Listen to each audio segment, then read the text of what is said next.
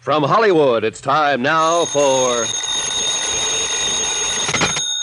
Johnny Dollar. Ben Gartley, Johnny. Amercon Northern Trust. Oh, hiya, Ben. What do you hear from Wall Street? Save your money. What money? The money I'm going to pay you for this case. I've got a crazy one, Johnny. So naturally you thought of me.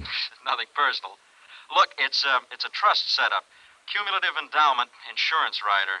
Big deal. Over $250,000, maybe $500,000. From whom to whom? From a Mrs. Ezra Gramley, widow, to her granddaughter, Susan. So? Mrs. Gramley owns the Flint Rock Ranch in Nevada. Never heard of it. Our representative out there is Jonas Parks. He's the president of the Flint Rock First National Bank. Never heard of it. It's a whistle stop about 20 miles from Las Vegas. That I've heard of. Parks started the deal rolling, and then he got cold feet, and now he's yelling for help. Thinks the old lady may be crazy. I mean, literally. And there does seem to be a reasonable doubt. Unless Parks himself is crazy. Well, that's also a possibility, Johnny.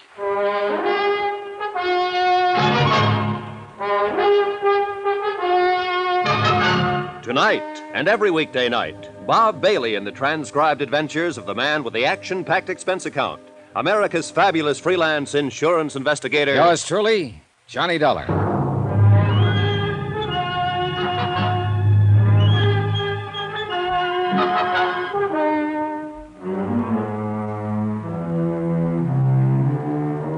From Special Investigator Johnny Dollar to the Home Office, Amercon Northern Trust Company, Hartford, Connecticut. The following is an accounting of expenditures during my investigation of the matter of reasonable doubt. Item 1, $154.40, transportation and incidentals, Hartford to Las Vegas, Nevada, where I checked into a hotel and then phoned the local office of a national business and credit rating bureau that my client retained on a permanent consulting basis. I asked for a rundown on Jonas Parks and got it. An A1 set of references. Parks had been a resident of Nevada for 32 years and president of the Flint Rock Bank for 17.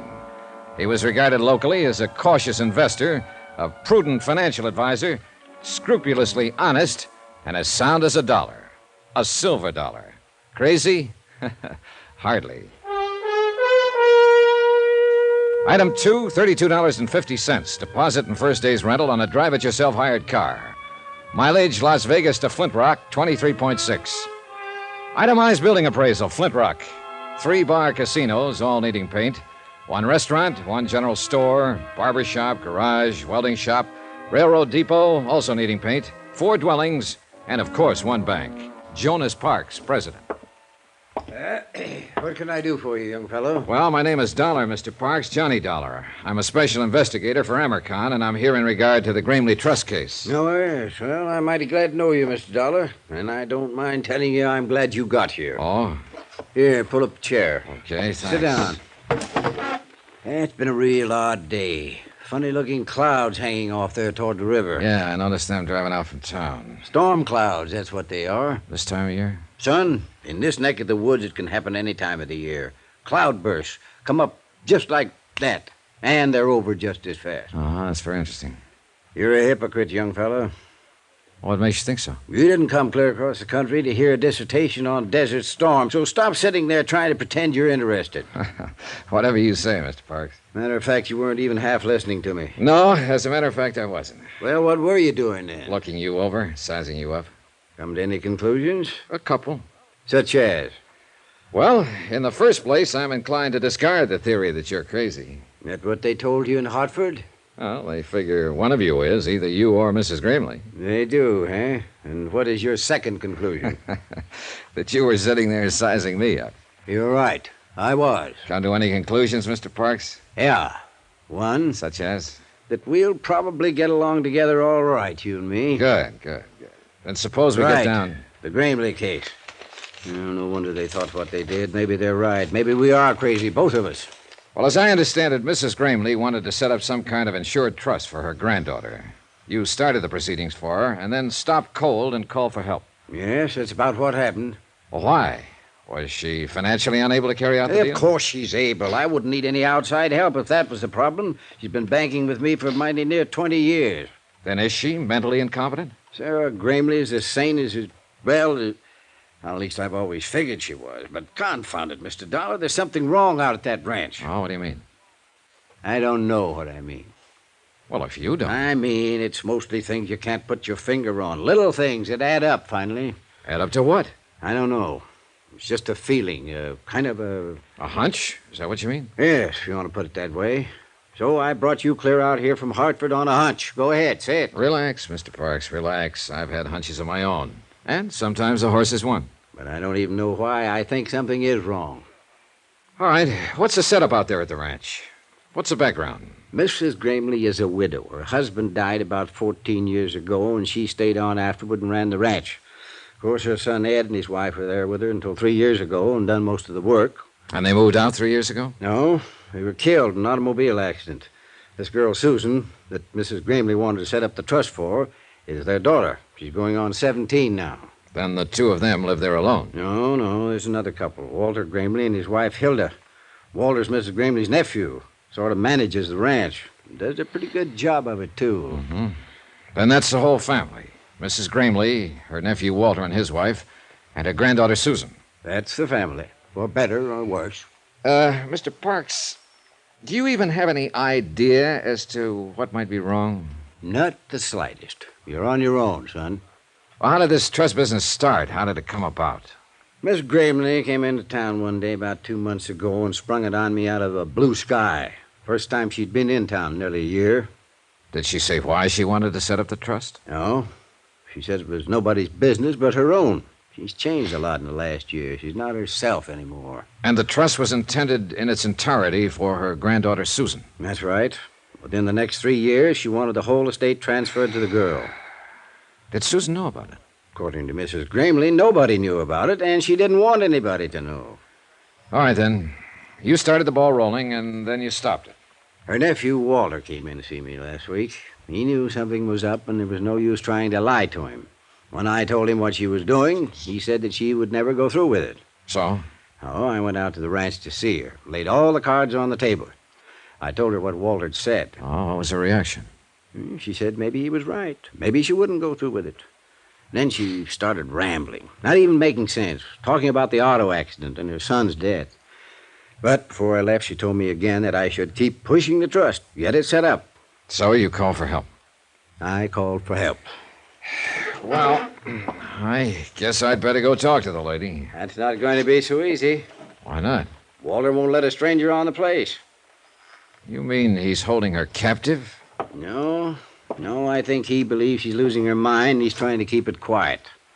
And what do you believe, Mr. Parks? I don't know. Well, maybe we can find out. I hope so. Just one thing, though. Be careful.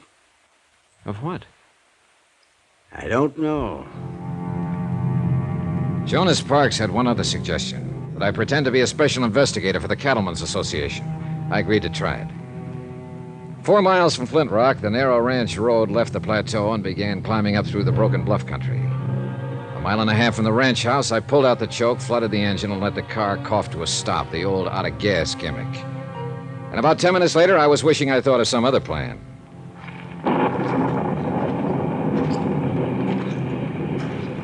When Parks said cloudburst, he wasn't exaggerating. The rain came down in sheets. In 60 seconds, I was soaked through. And in another 2 minutes, the dry ground was a muddy bog. I kept on walking, or trying to walk, and the footing got worse. By then, I'd had it, or at least I thought I had. I hit the mud, rolled into a pile of boulders, and pulled my gun. A man was riding slowly toward me on a horse, holding a rifle over his arm. I edged down between the rocks, took a sight on him, and waited. Whoa there. Whoa. He dismounted and walked toward me, carrying the rifle carelessly. Apparently, he thought he'd drop me. I let him get within 12 feet. All right, hold it. Drop that rifle. Get your hands up. I said drop it. What's the idea? Well, that's a good question. Only I'm the one to ask it. You're trespassing. We've been losing cattle. So I've heard. What do you mean you've heard? I'm an investigator for the Cattlemen's Association. Are you Walter Gramley? Yeah, that's right. What do you expect to find sneaking in here on foot this way? Not what I did find, at least. Look, I've got a car back there on the road. I ran out of gas. I understand the owner of the Flint Rock is a Mrs. Ezra Gramley. Yeah, she's my aunt. Well, I'd like to see her. I'm afraid that's impossible. Why? What's your name? Dollar, Johnny Dollar. Mr. Dollar, go back to your car and wait. I'll send some gasoline from the house. Huh? When you get it, turn that car around and get off the property. You're working for me, you know. I'm a member of the association. And you know as well as I do that you've got no more authority than any other private individual. So get out and stay out. And if I don't? Well, then you're a trespasser. And I won't miss twice. The next time I'll kill you. Is that clear? It was clear. Perfectly clear. And at this point, I wasn't ready to force the issue.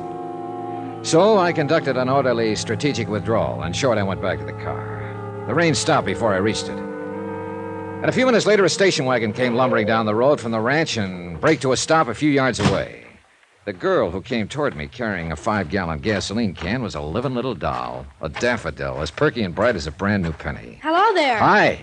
I'm Susan Gramley, and you're Mr. Dollar, and you're out of gas, and I've got some for you. Well, here, that's pretty heavy. Let me take that. No, just stand back and avoid the splash.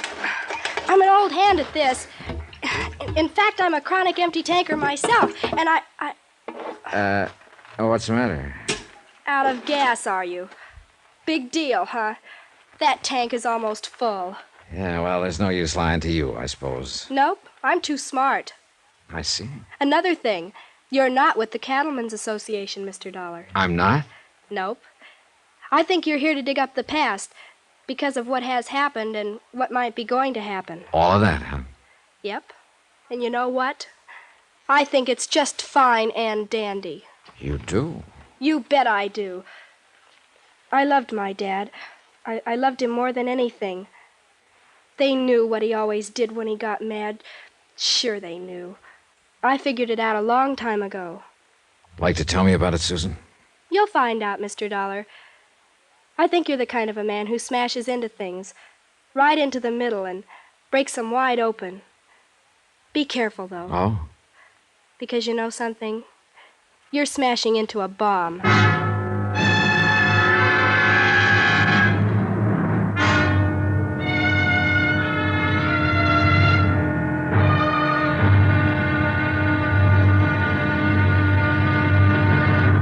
Now, here's our star to tell you about tomorrow's intriguing episode of this week's story. Tomorrow, the dead past speaks in a musty morgue, or tries to. And a living lady gets cozy, or tries to. Really tries to. Join us, won't you? Yours truly, Johnny Dollar.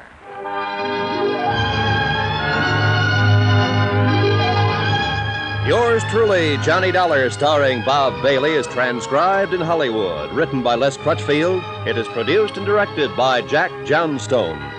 Be sure to join us tomorrow night, same time and station, for the next exciting episode of Yours truly, Johnny Dollar. Roy Rowan speaking.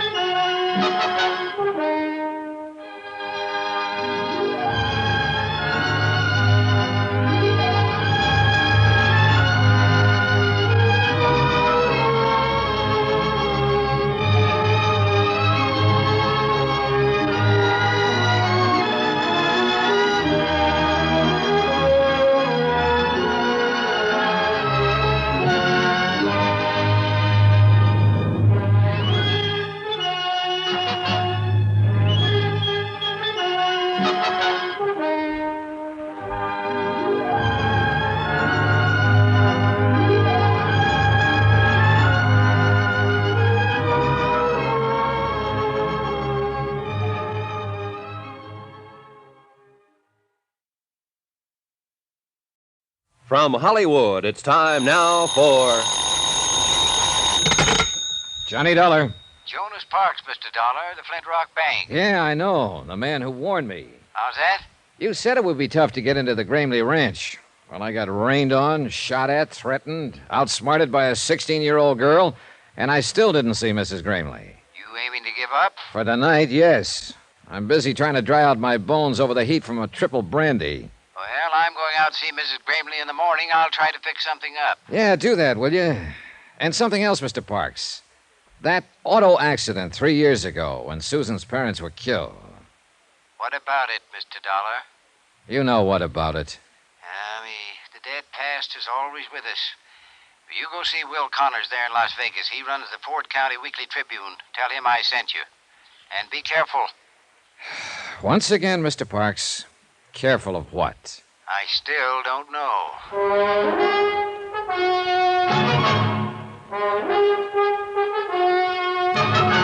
Tonight and every weekday night, Bob Bailey in the transcribed adventures of the man with the action-packed expense account, America's fabulous freelance insurance investigator. Yours truly, Johnny Dollar.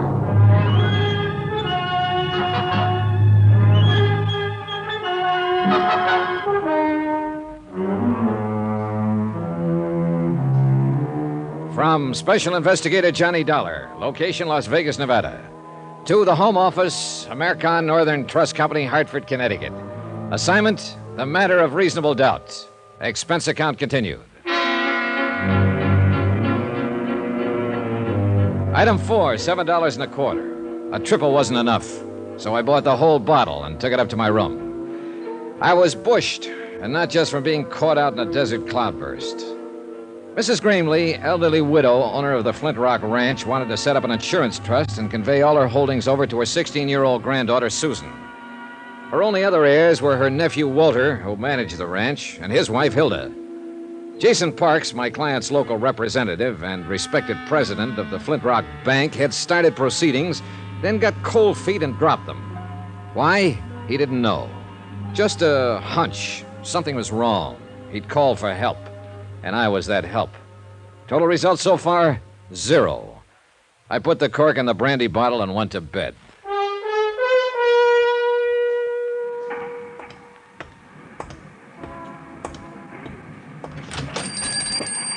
I'll be with you in a minute, young fellow. No hurry.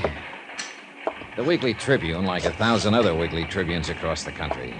Not competing with the big dailies, not even trying to. Printing the little things, homey things, and hanging on.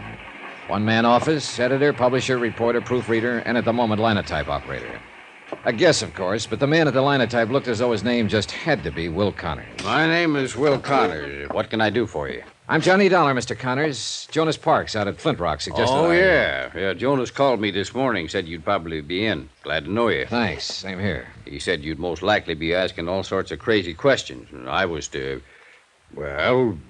Humor me? Well, you might put it that way. Said I was to answer them if I could. Did Mr. Parks tell you who I am? Nope. Didn't ask him. Jonas and me been friends for 20 years, and if he says you're all right, then that's good enough for me. Well, thanks to both of you. Just one thing, though, Mr. Dollar. There going to be a story in this? Maybe. Any chance giving me a scoop on it? Scoop? I haven't heard that word in years. I ain't had one in years. In fact, I ain't never had one. Always have to get my front page stories by reading these here Las Vegas dailies. Yeah. Bunch of smart alecks getting telegraphs from Moscow and Paris and France and all them places. Anybody can get scoops that way. But me, I got to get out and scratch for what I print. Well, I'll... Oh, it sure do me good to put one over on them dudes. I'd get me out an extra. A big banner headline on it. Got the type for it, too. Never been used. Exclusive. Right across the top. It'd knock 'em back on their byline. All right, Mr. Connors, all right. If there is a story, you get it. That's a promise. A scoop. A living, breathing scoop. Doggone. Yeah. Now, about the questions. Yes, sir, young fella. What do you want to know? Anything you can tell me about Mrs. Gramley and the Flint Rock Ranch? Mrs. Gramley? Well, now, there is a woman for you, son. They don't make that kind these days. Noticed any change in her lately? Well, I wouldn't want this to go any farther. I understand.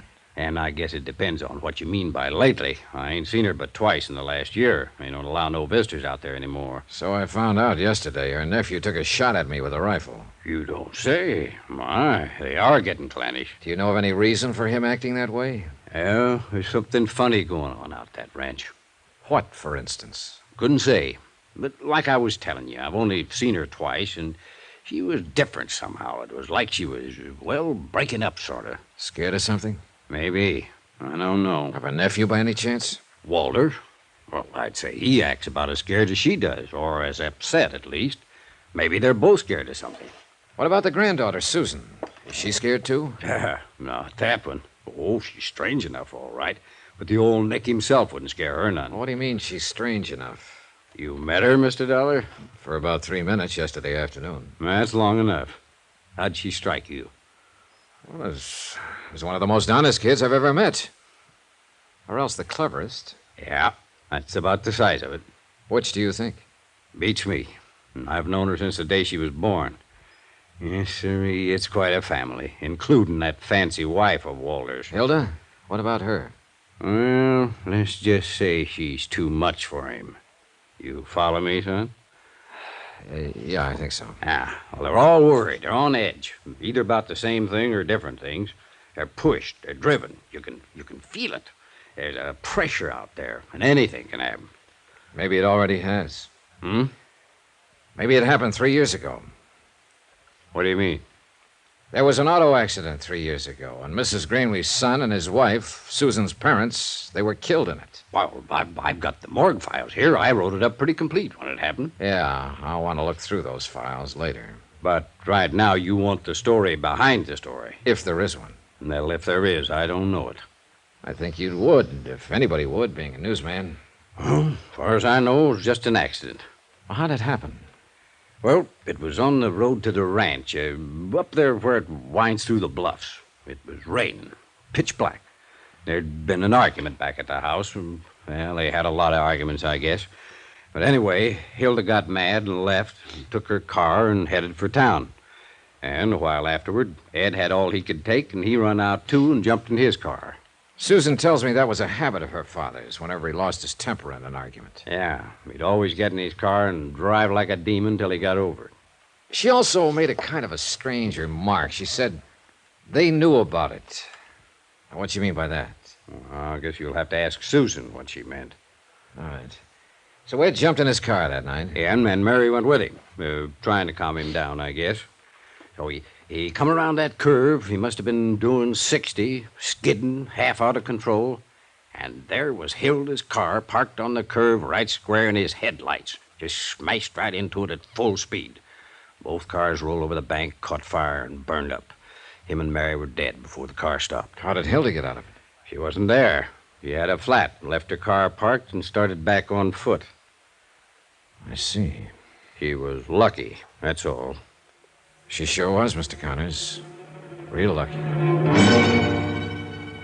I took a back file of the Tribune into the outer office and went over the news stories on the deaths of Ed Greenlee and his wife. I found nothing that Will Connors hadn't already told me. Shocking loss, fine people, sudden accident. I kept hanging up on that word, accident. I kept wanting to put a question mark after it. I was so absorbed I didn't even notice her come in until she spoke to me. Hello, Mr. Dollar. Well, are you following me, Susan? Nope. Got some copy for Mr. Connors. I write articles for him sometimes. You know, clever kid and all that sort of. I see you took me seriously. How do you figure? You didn't close that paper fast enough. Now, why would an investigator from the Cattlemen's Association be interested in an auto accident 3 years back? Suppose you tell me. Because you're not an investigator for the Cattlemen's Association. Who are you, Mr. Dollar? I've got half a notion to level with you, Susan. Then I'll go the other half by leveling with you. Aunt Hilda called the association office in Reno this morning. They said they never heard of you. Imagine that. Mr. Parks was out at the ranch just before I left. She asked him about you, too. He said he'd never seen or heard of you. I see. He was lying, though. I can always tell when people are lying, and they know it, too. That's why they're uncomfortable around me. Yeah, I know what you mean. Hey, look, Susan, did Mr. Parks talk to your grandmother? No. He was supposed to arrange for me to see her. About the accident? Maybe. I'm not sure yet. I'm shooting in the dark. Oh, it's time somebody did. Where are you staying, Mr. Dollar? At the Carmen Manor. Okay. I'll get it set up and call you there later. Get it set up? Sure. Fix things so that you can get in to see my grandmother. That's what you wanted, doesn't it? Well, all right. I went back to my hotel room and settled down to wait. If a 16-year-old kid could manage what a bank president couldn't, then me for the juvenile league. What happened a couple of hours later, though, wasn't exactly juvenile. Yeah, come in. Hello? Wow. You busy, Mr. Dollar? Not too busy. Come in. Thanks. I don't believe I'm I... Hilda Grimley. I imagine you've heard of me during your cattle investigation. Well, somehow you don't seem to fit with cattle. A compliment? Observation. What do I fit with? I don't know yet, Mrs. Grimley. Hilda. Now I'm beginning to know. Cigarette? Thanks. I'll stick with my own brand. It usually works out better that way. Thanks. Nice cigarette case. Gift. I'm always getting gifts. Including a wedding ring? Oh, I've got one. It's around someplace. Just so you don't forget where you left it. I couldn't if I wanted to. You wouldn't have a drink for a lady, would you? Brandy? I love brandy. And gifts. And a lot of other things. Like money? Oh, money's real nice. It's next to the best. And what's the best? Excitement. I see. Don't you think it's best? Well, it depends. At least you're in the right spot for it. I hope so. Look, I haven't got any money, and I never give gifts. You've got brandy, though. Pour us a drink, Johnny, and then we'll talk. What about? Excitement.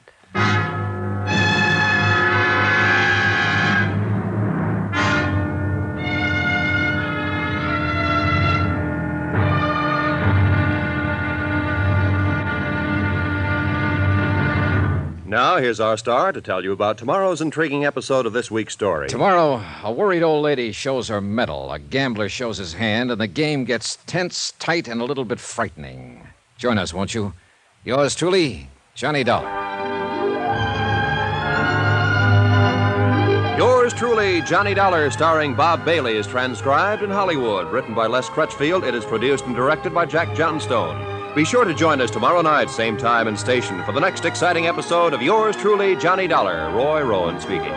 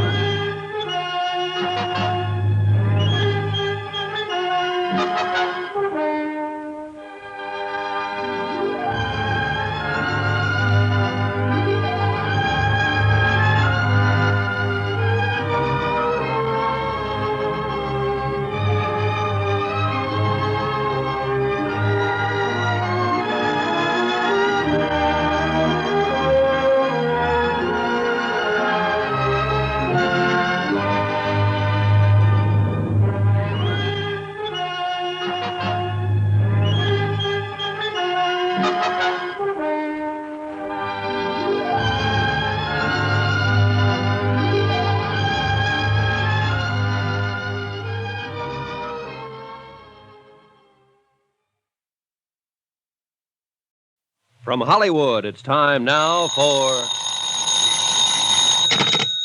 Johnny Dollar. This is Susan Gramley, Mr. Dollar. Oh, yes. How are you, Mr. Wilson? Mr. There's somebody there with you. Yes, that's entirely correct. Well, just listen then. It's all fixed, Mr. Dollar. Grandmother's expecting you. She'll be alone for the next few hours, so come on out to the ranch. You're certain of that statement, I suppose? Yes, of course. Uncle Walter went into Vegas, and Aunt Hilda's gone somewhere, Yes, too. I'm quite aware of that. You mean she's there? With you? That's right. Oh, Mr. Dollar, you men are all alike, aren't you? That's quite a remark for a person your age, Mr. Wilson. Oh, I'm quite mature for 16. Has she made her pitch yet? I think we'd better postpone this discussion until the next time we meet. Well, she always does, you know. She's a regular vampire. I figure Uncle Walter's going to kill her someday. Not Mr. Wilson. Yes, sir. Goodbye.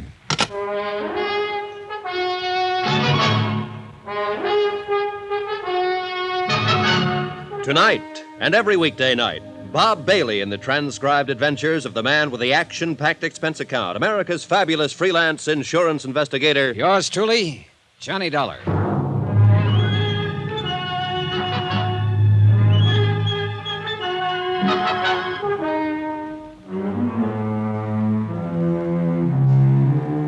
From Special Investigator Johnny Dollar, location Las Vegas, Nevada, to the Home Office, Amercon Northern Trust Company, Hartford, Connecticut. Assignment, the matter of reasonable doubt. Expense account continued. Item 9, a $50. Tip to the hotel bell captain to call a taxi for Hilda Gramley and to wave goodbye to her as she drove away. I do not include the 6 brandies she guzzled. Those are on me. Of course, she had knocked on my door uninvited, so that made it her party. But still, it was my room, so that made her my guest, so... forget it. The whole thing left me too confused to itemize it. She'd obviously come on a fishing expedition. The fish, information. Bait, the usual, but nicely designed. Results, none on either side. What had started out as a trust case had turned into a snipe hunt. I was in over my head, floundering, and I needed some good, buoyant answers. I was hoping Mrs. Gramley herself could supply a few of them. I'm very glad to meet you, Mr. Dollar. Sit down. She wasn't young, and she wasn't beautiful anymore, but she had been once. She still had some of that assurance and authority that beauty always gives a woman. She seemed a little uncertain, a little harried, maybe, but underneath it, just as tough as an old field boot. I think you'd better leave us alone now, Susan. Okay, Gran. If she starts using her brass knucks, give a whistle, Mr. Dollar. I'll rush in and save you. Thanks, I'll remember. Oh, she's a brash little flibberty-gibbet. And you love the dickens out of her, don't you? Love? Oh. Yes, I do love the dickens out of her, Mr. Dollar. Is that what you came out here to find out? No, I knew that already. Otherwise, you wouldn't have wanted to transfer all your holdings to her. How did you know about that? Just who the devil are you, anyway? Seems to me Susan was pretty vague on that score. She had to be. She doesn't know. Then why did she think I ought to see you? Oh, she decided I looked honest. Claims she's got a knack for that sort of thing. As a matter of fact, she has. And also, she loved her father and mother. What do you mean by that? Mrs. Gramley, I'm here because your friend, Jonas Parks of the Flint Rock Bank, sent for me. What? I'm a special investigator for the Amercon Northern Trust Company of Hartford, Connecticut. Why, Jonas didn't say anything to me. He hasn't had a chance. He intended to when he was here this afternoon, but you were too ill to see him. Ill? I didn't even know he was here. Your nephew and his wife did. He talked to them. Tell me, Mr. Dollar, just why did Jonas send for you?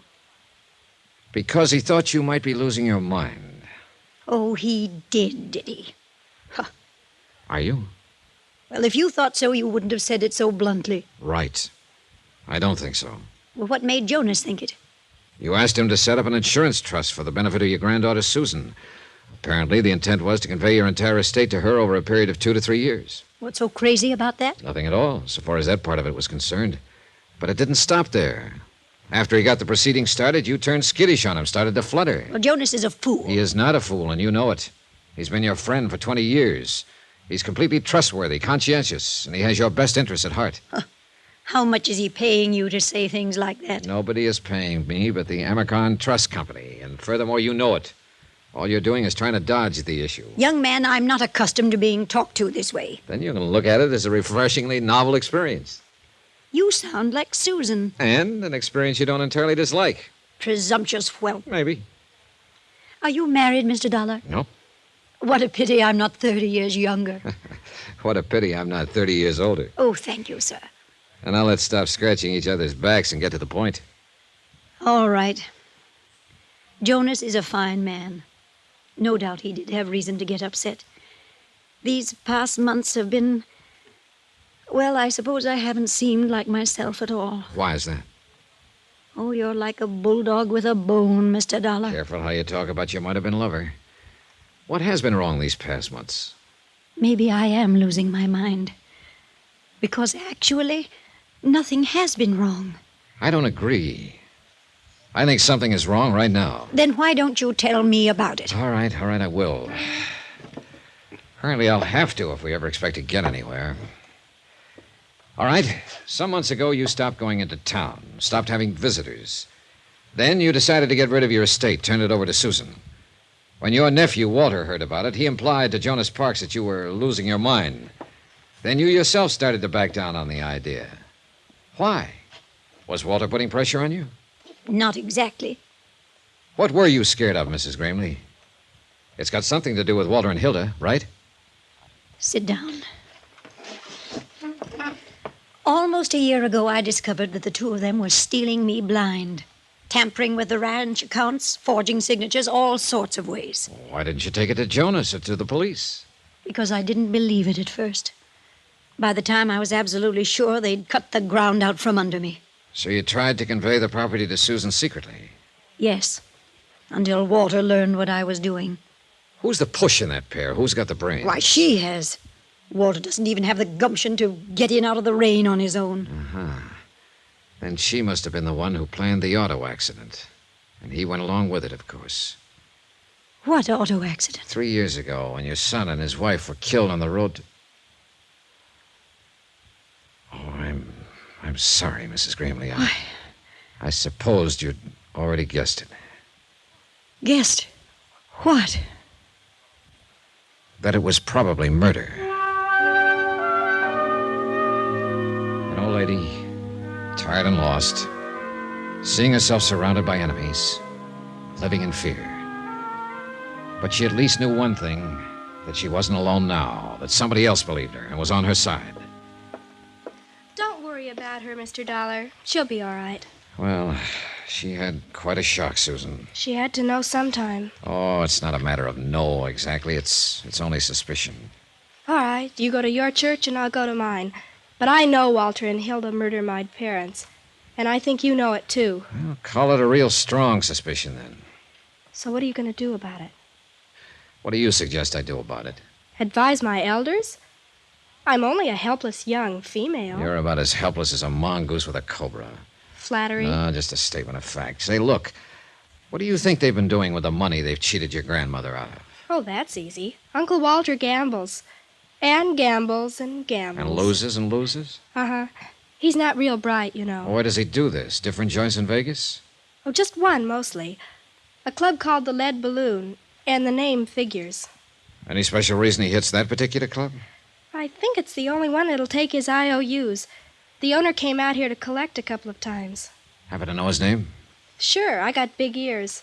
His name is Deuce McCoy. Deuce McCoy, the Lead Balloon. And the rest of the dough, Hilda. She's what's known as a luxury dame, Mr. Dollar. Yeah, so I gathered. I'll bet you gathered. Oh, relax, will you? I'll send you out of the room. Yes, sir. Does she run around with other men? Oh, Mr. Dollar. All right, then. Do you happen to know any of them? Nope. I've managed not to, but it hasn't been easy. One or two, or does she play the field? I wouldn't know, but she's always getting gifts from somebody. Oh, she's a real cool operator. But of course, you know that, since you've been one of her victims. How would you like to get spanked? I don't know. I've never been. But I can quote you all kinds of psychology about it. Take, for instance... Never mind. Good night.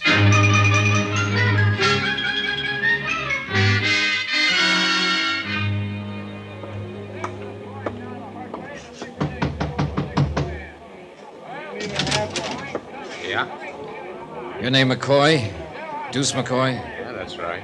Johnny Dollar. I'd like to talk to you about a mutual acquaintance. What mutual acquaintance? Walter Gramley. He's across the room there at the moment, bucking one of your crap tables.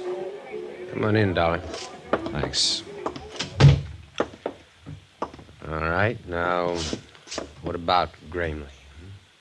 How much is he into you? Nobody gets into me. You've been taking his IOUs, haven't you? He buys them off. Holding any now? Look, what's the pitch, huh? What racket are you in? Insurance. What's that got to do with Gramley? I don't think he's a very good risk. Meaning? He's probably going to be doing time for embezzlement before long. So why are you telling me about this? Well, I thought you might be interested, since you've been taking his IOUs. Oh, you're big-hearted, is that it? You're just being neighborly? You might put it that way. Yeah, and I might not. Now, what is your angle? Is Gramley a personal friend of yours? No more than any other sucker out there at the tables. Then you wouldn't know where he gets the money he loses. Well, that I never ask. And I don't suppose you'd know his wife. Oh, he's married, is he? Her name is Hilda.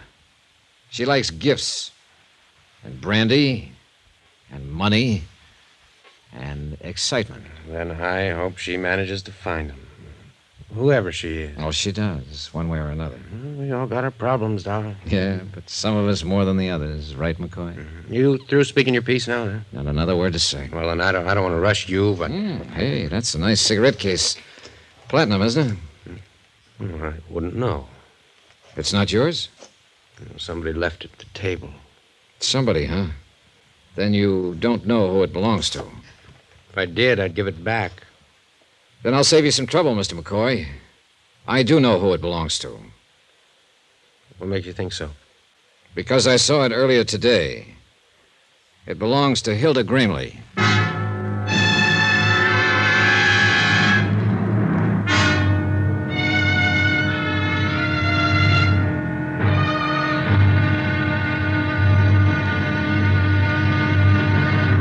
Now, here's our star to tell you about tomorrow's intriguing episode of this week's story. Tomorrow, the pressure hits the top and the whole mess starts to crack. Join us, won't you? Yours truly, Johnny Dollar.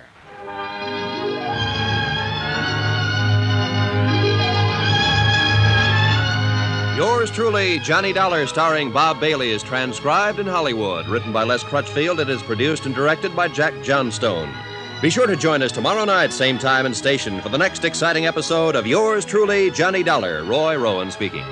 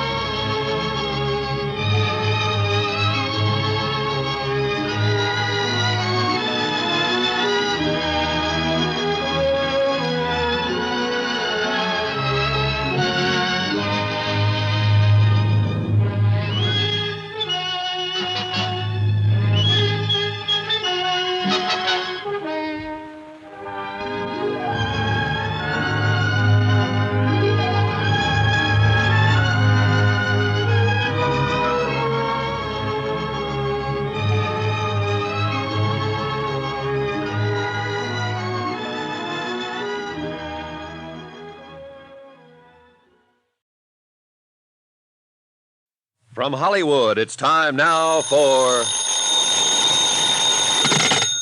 Johnny Dollar. You're there. Sure, I'm here. What? I mean, at your hotel. Is this Susan? That's right. Why aren't you out there, Mr. Dollar? Out where? On the old boulder cutoff. If I'm supposed to meet you there in 15 minutes, you're going to have Wait a minute. What the devil is this all about? Where'd you get any idea I was supposed to meet you? From your friend. What? Sure, he phoned here a few minutes ago. He said I should slip away from the ranch, take the station wagon, and meet you over on the old road right away. I just phoned your hotel on the off chance that... I don't imagine he gave his name. No, and I didn't recognize the voice. Susan, listen. Get away from there right away. Don't go near that road. Come straight here to my hotel. Do you understand? Yes, but why? What's it all about? Never mind. Just get here and get here fast while you're still alive.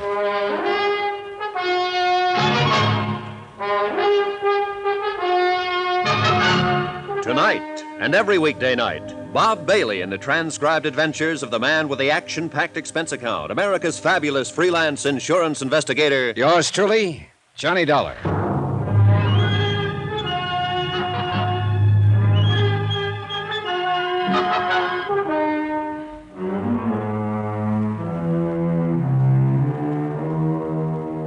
From Special Investigator Johnny Dollar, location Las Vegas, Nevada. To the Home Office, Amacon Northern Trust Company, Hartford, Connecticut.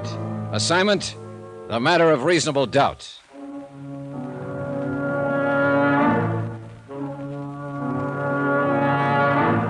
It was only 9:30 p.m., less than 2 hours since I'd thrown my rock into the pool to stir up the fish. I'd expected results, sure, but not this fast and not this deadly. I'd picked a gambling casino owner named Deuce McCoy as my broadcaster, and I'd let him know who I was, why I was here, and what I was going to do. Apparently, the news had gone out fast. But I couldn't figure this move. Even with young Susan out of the way, they still couldn't get their hands on her grandmother's estate. It didn't make sense. At least, not right then. One thing, though, that I was sure of. If Susan Gramley had driven out that deserted road alone, she'd have never come back. Not alive. Who is it? It's me, Mr. Dollar. All right, just a second. Well, come on in, Susan.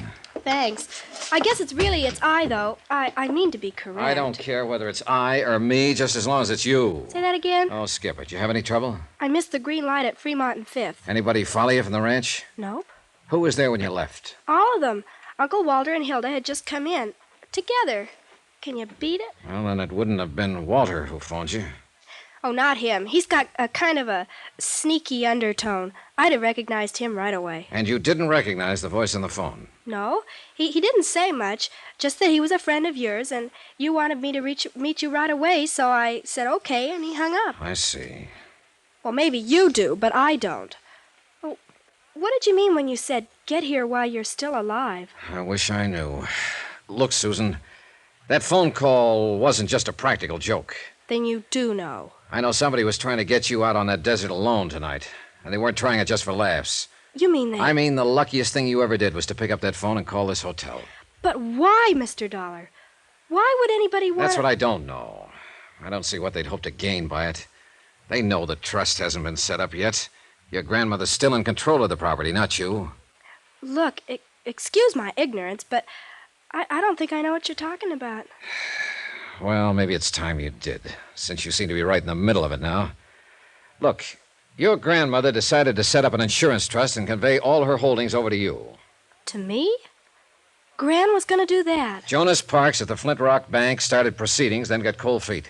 He got the idea there was something screwy behind the whole thing. So he wired Hartford, and the trust company sent me out here to investigate. But Gran never said a word. She didn't even mention it. She was scared to death. Afraid Walter and Hilda would find out and block her off, have her declared incompetent, get control of the estate, and leave you clear out in the cold. She thinks a lot of you, Susan. Gran's the most, isn't she? How did she seem when you left? Back on her feet? Oh, better than she's been in months.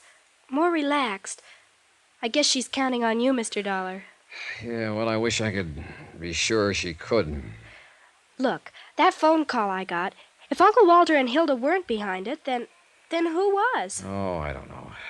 I'm pretty certain that by now they know who I am and why I'm here. And they know I'm out to get them. I dropped the word a couple of hours ago. I figured they'd react all right, but I didn't expect this move against you. But there has to be somebody else in on it, Mr. Dollar. Neither of them made the phone call. Yeah, I know. But nobody else even knew about the trust. Jonas Parks did, and Will Connors of the Weekly Tribune. But they've been friends of Gran's for years and years. They wouldn't do anything to harm her. I didn't say they would. And they couldn't have had anything to do with the accident that killed my parents. Nobody could have, except Hilda and Uncle Walter. Unless, of course, it was just an accident. Oh, you know better than that, Mr. Dollar. Oh, I'm beginning to wonder if I actually know very much about any of this. Susan, listen. How scared are you? Oh, I'm not scared at all.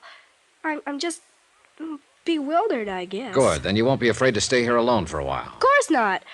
Sounds kind of grown up, in fact. Yeah, well, all right then. Don't leave the room. Keep the door locked and don't let anybody in. If someone should try, call the manager and have him call the police. Don't answer the phone unless it rings twice. That'll be me. Got it? Got it. Good. Hey, there are a couple of magazines there on the nightstand. Can I ask you what you're going to do, Mr. Dollar? Sure, you can ask. See you later, Susan. Stinker.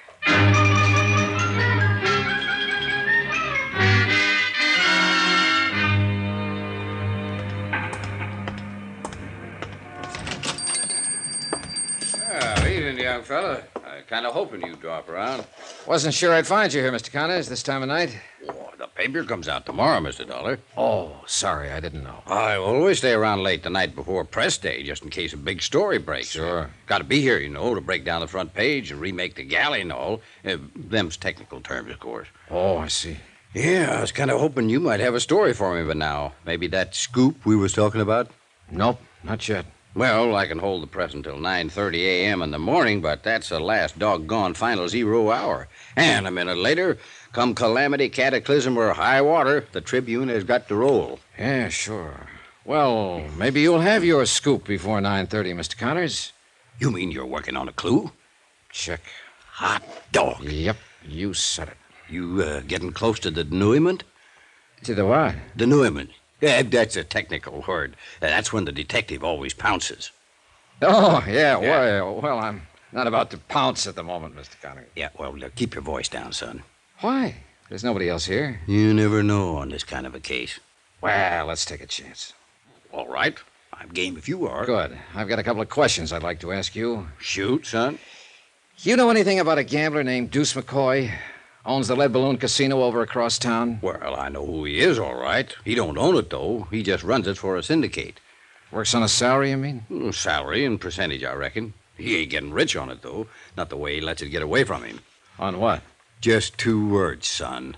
Women. Hilda Gramley wouldn't be one of them, would she? Well, it's a new one on me if she is. Of course, you live and learn. Yeah, you sure do.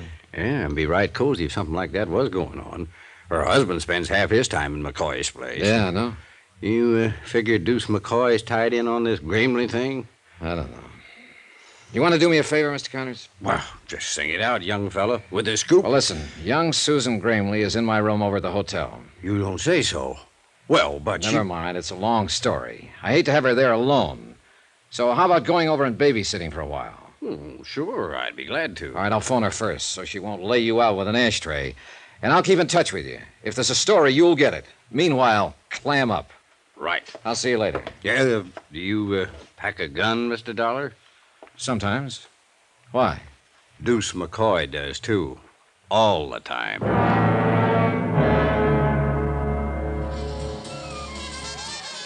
The evening was just starting in the Lead Balloon, with 2 crab tables already in action, 2 more standing by, and a roulette wheel warming up. No one paid any attention when I walked back through the casino to the office. I waited what I considered a reasonable length of time, then tried the knob. The door was unlocked. Go on, Buster. Beat it. The girl was alone in the office, sprawled back on the sofa, drink in her hand. And it was pretty obvious it wasn't her first one, nor her second or third. She'd have been a real knockout, sober. What's the matter? Don't you understand English? I said get out. Where's McCoy? What's it to you? Feeling no pain, huh? Oh, cut it, Buster. Must have been a pretty big pain, though, earlier, if it's taken this much to kill it. Go on and get out of here. What do you think you are to talk like that? Johnny Dollar, who are you? Get away from that desk. If Deuce finds you messing around in here, he'll kill you. Even if I told him I was a close friend of yours? You rat. I'll call one of the boys and get you thrown out of here. Oh, I wouldn't. Might make an awful scandal. And I don't think Deuce would want that. Not right at present.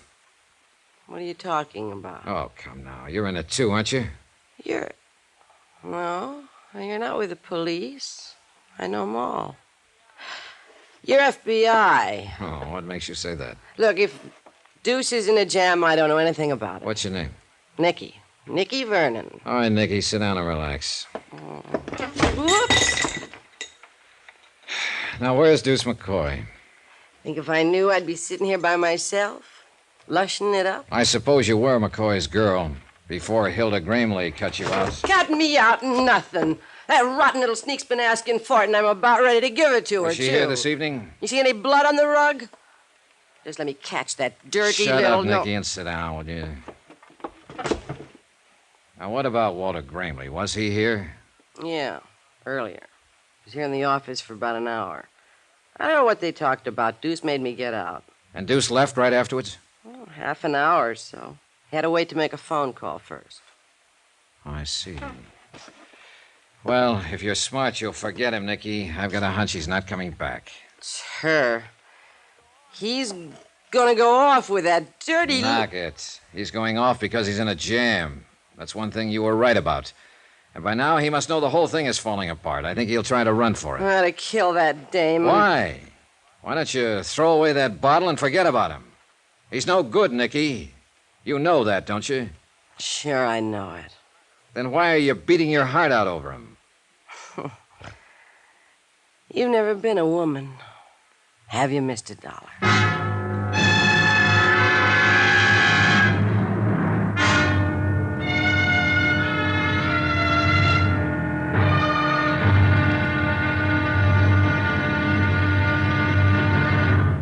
Now, here's our star to tell you about the final intriguing episode of this week's story. Tomorrow, I tag the pitch too late, and a runner gets home. The score? 1-0. In favor of death. Join us, won't you? Yours truly, Johnny Dollar.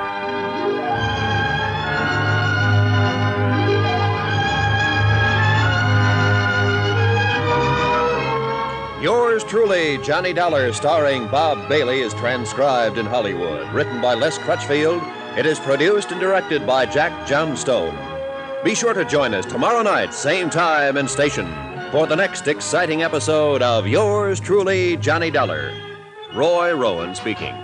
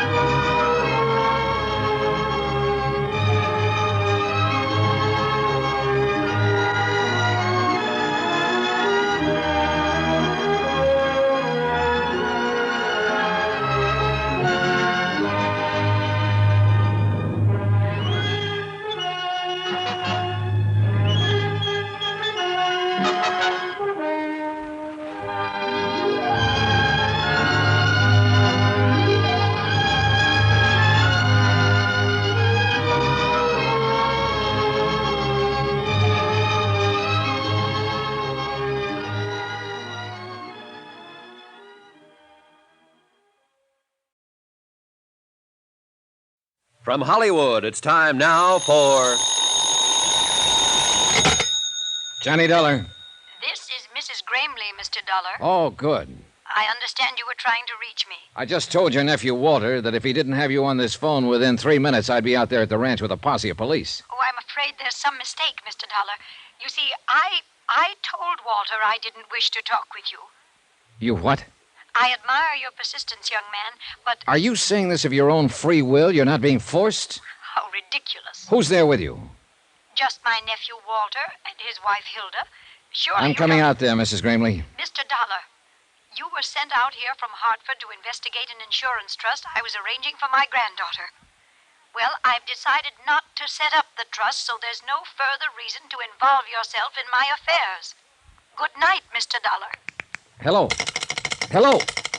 What have you got cooking with the Gramleys anyway, Mr. Shut up, Nicky. Let me think.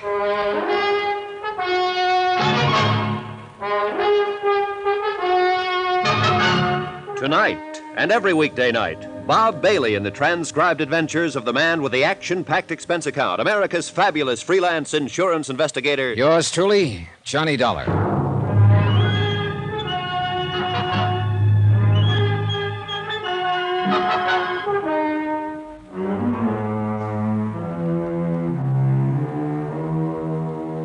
From Special Investigator Johnny Dollar, location Las Vegas, Nevada, to the Home Office, Amicon Northern Trust Company, Hartford, Connecticut.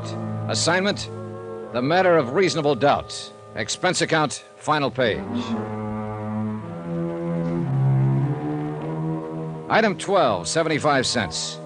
I had a pint of black coffee sent in for Nikki Vernon, girlfriend of missing casino operator Deuce McCoy. She'd been overworking a bottle of scotch, and I figured the coffee would help clear the fumes. And it might have, if she'd drunk it. No, take it away. I don't want any coffee. I couldn't figure that phone call from Mrs. Gramley. She knew her nephew and his wife had been stealing from her. That's why she'd started to set up the trust to save the estate from them and turn it over to a young granddaughter, Susan. And she knew also, App told her, that Walter and his wife had probably contrived the auto accident that had killed Susan's parents. And yet now she seemed to have reversed her whole attitude. Maybe Jonas Parks had been right. Maybe there was a reasonable doubt as to her sanity. Maybe a lot of things. But all of the answers were out there at that ranch. She's to blame for it. Things were all right with Deuce and me till she came messing around. If it hadn't been Hilda, it would have been somebody else. A whole lot you know about it. Oh, why don't you drink some of that coffee, Nicky? I don't want any coffee. Okay, suit yourself. Go ahead and enjoy your broken heart, then. Kill the rest of that bottle if that's what you want. Cry up a storm. Live it up. Wallow in it. I'll get that dame. It's the last thing I ever do. For what? You ought to thank her for getting that rat off your neck. What'd you have to turn him in for? Deuce never did anything to you. He never had the chance. Well, what's he supposed to have done that's so horrible? It's more what he tried to do. Oh, sure. You happen to know young Susan Gramley? Yeah, I've seen the kid. Why? Well, your lover boy phoned her out at the ranch earlier this evening, disguised his voice, said he was a friend of mine. He tried to get her to meet him on the old Boulder Cutoff out in the middle of the desert. If you think Deuce would try to date up a 16-year-old kid, you're crazy. Nicky, I think he was going to kill a 16-year-old kid. It's her fault. Hilda Gramley. She and her sneaky little henpecked husband got Deuce mixed up in something. I don't imagine he was very hard to mix. That dame's been asking for it for a long time. Yeah, I know, and you're about ready to give it to her. Well, forget it. Sober up, find the nearest exit, and then run like the devil. I want Deuce. So do the police. And they're the ones who are going to get him. They're covering the airport now, the depot, all the highways. Vegas is a tough town to get away from. He hasn't got a chance. It's just as much your husband's fault. Why didn't he keep her at home? Why didn't he... Oh, for the love of... You keep on playing that same old record, you're going to wear a groove right through your brain. Maybe so. Now, look, I got things to do. Are you going to be all right here alone? No, I'm just fine. I never felt better in my life. Then you've already got it halfway made. So why don't you double up and get even? Try some of that coffee. You're a real busy guy, Mr. Dollar. You put the finger on a man with one hand, and at the same time you try to sober up his girl with the other. Sure.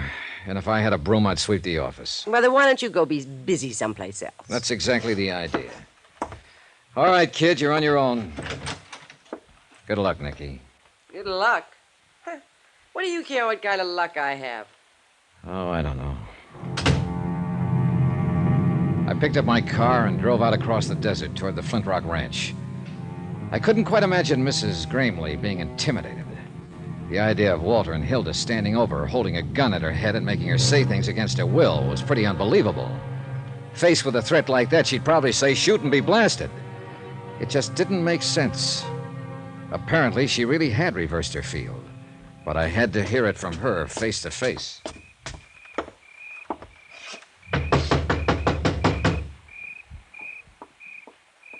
Who is it? Johnny Dollar, open up. I said open up. What's the idea? Mrs. Gramley told you to stay away from here, didn't she? I don't know. There was static in the phone. I want to hear her say it again. What do you think you're doing? Coming in. All right, Walter, let's go talk to Mrs. Gramley. Look, Dollar, you haven't got that much weight to throw around. Suppose we get it straight right now and save a lot of time. I came out here to talk to Mrs. Gramley, and I'm going to talk to her. Now, if you want to go at it bare knuckle, let's get started. Or if you're thinking of that gun routine again, go ahead and pull it. I'm packing one myself.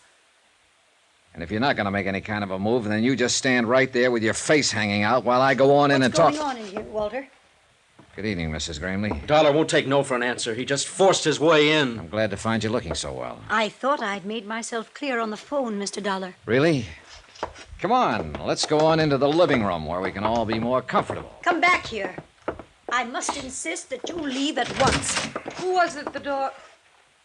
What are you doing here? Well, if it isn't Hilda, the lovely lady who likes money, gifts, and excitement.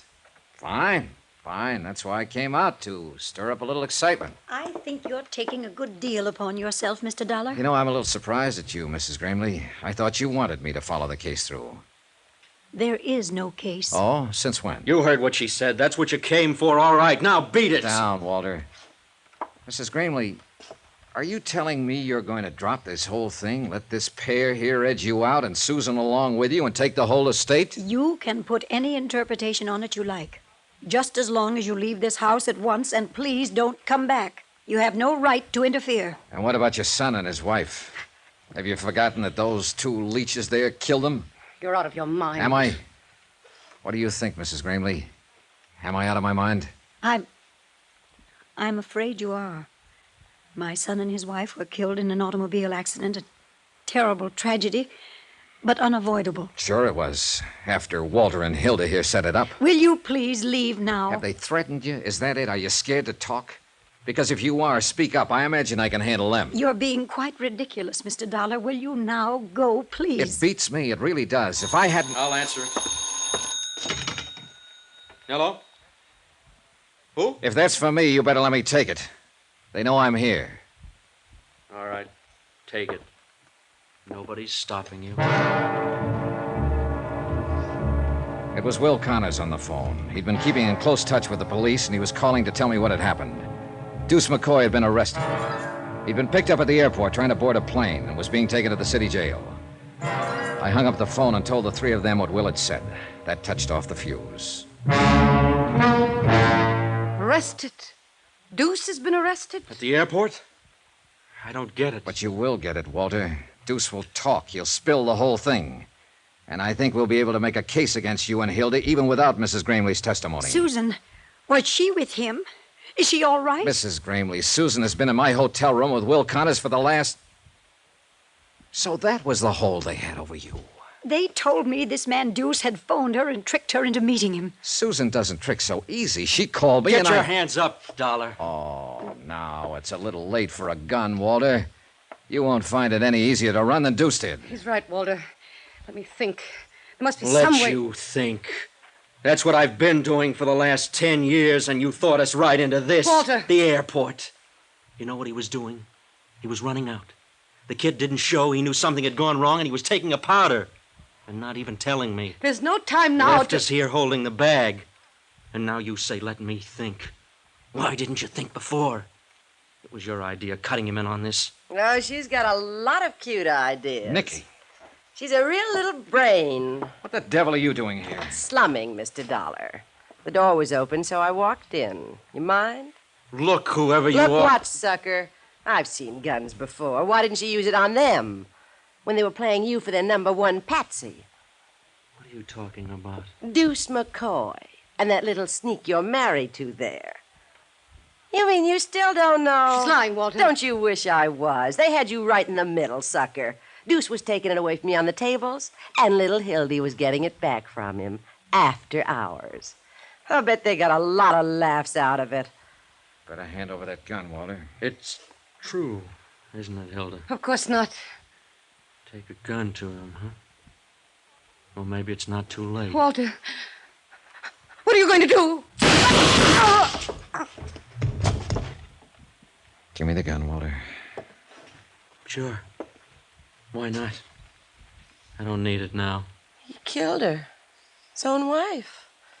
Stood right there and shot her down in cold blood. Would you call the police, Mrs. Gramley? Yeah, tell them to hurry right out. They can take me in on a real charge now. I didn't mean for her to get killed. You know something, Dollar? No. Suppose you tell me. That's the first big move I've made in the last 10 years. That Hilda didn't plan.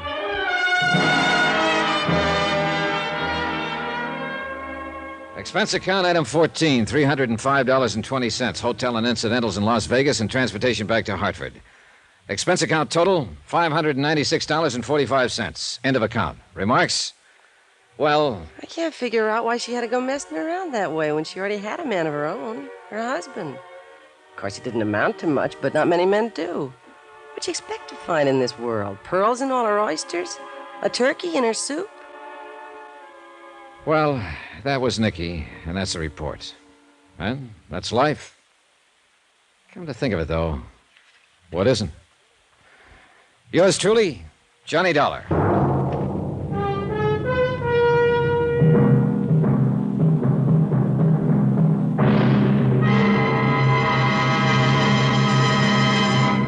Now, here's our star to tell you about next week's intriguing story. Next week, Indestructible Mike, the most amazing character I ever met. A man with 9 lives at least. Join us, won't you? Yours truly, Johnny Dollar.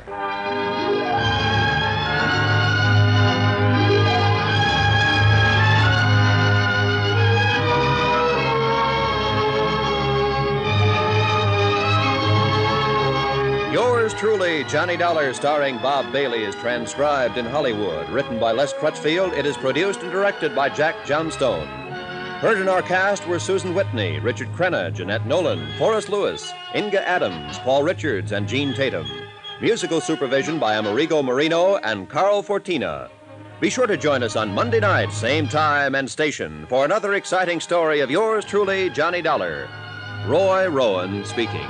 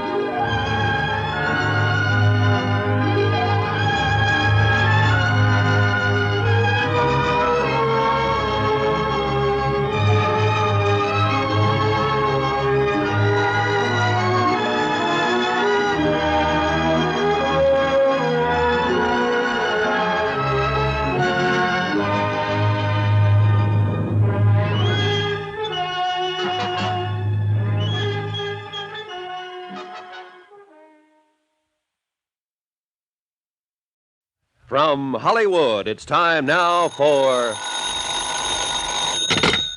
Johnny Dollar. Pat McCracken, Johnny, Universal Adjustment Bureau. Oh, no. How are you, boy? Terrible. Goodbye. Huh? Johnny, what's the matter? Well, the last one you handed me was that phony spiritualist case, and it's still haunting me. Before that, it was Laird Douglas of Heatherscope. Oh, you made money on him, didn't you? Yeah. I nearly lost my mind. Well, all right, I've got one for you now that'll surely make you lose your mind. Johnny, come on over, huh? Okay.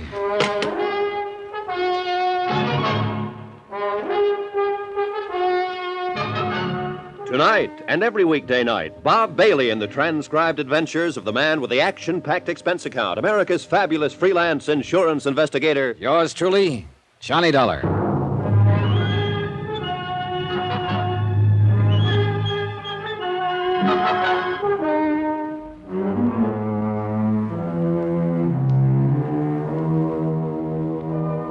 Expense account submitted by Special Investigator Johnny Dollar to the Lakeside Life and Casualty Insurance Company.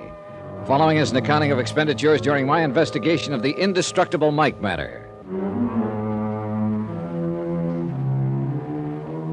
Expense account item 1, 80 cents. Cab fare from my apartment to the office of Pat McCracken at Universal Adjustment Bureau.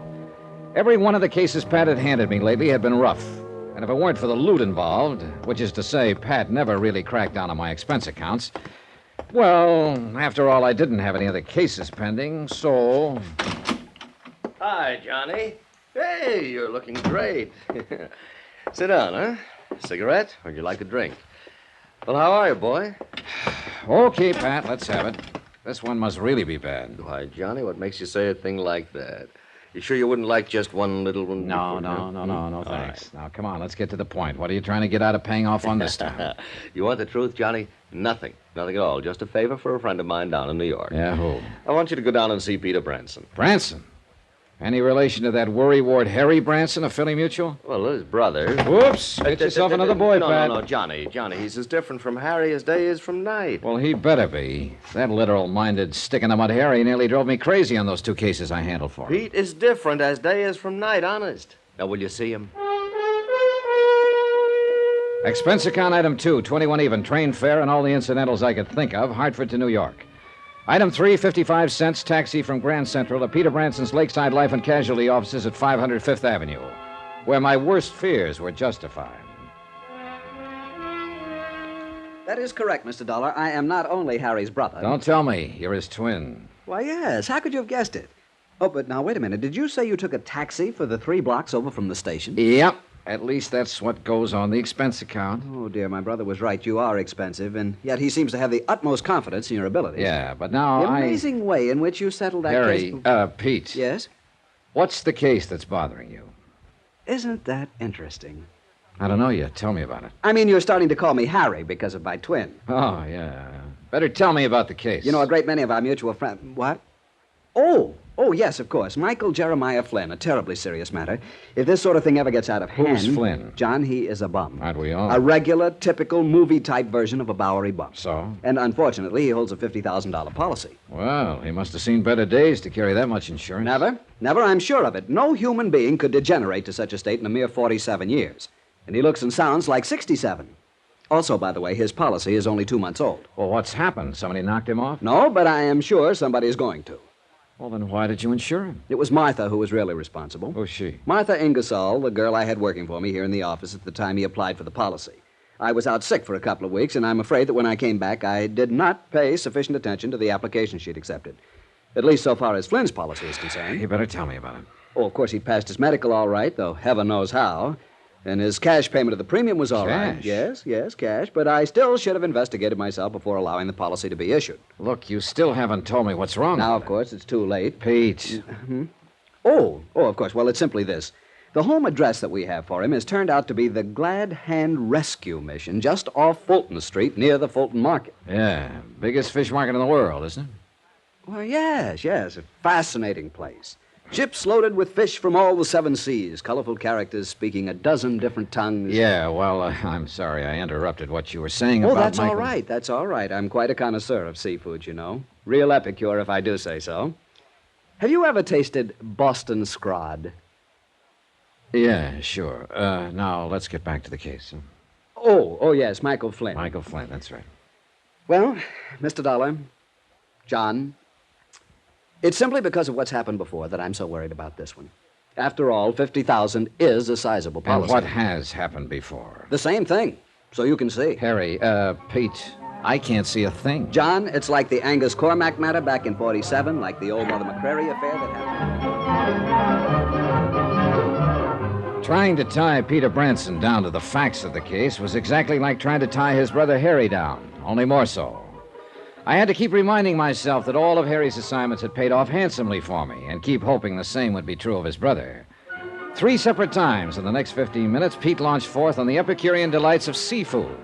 And 3 times I vainly tried to steer him back to port.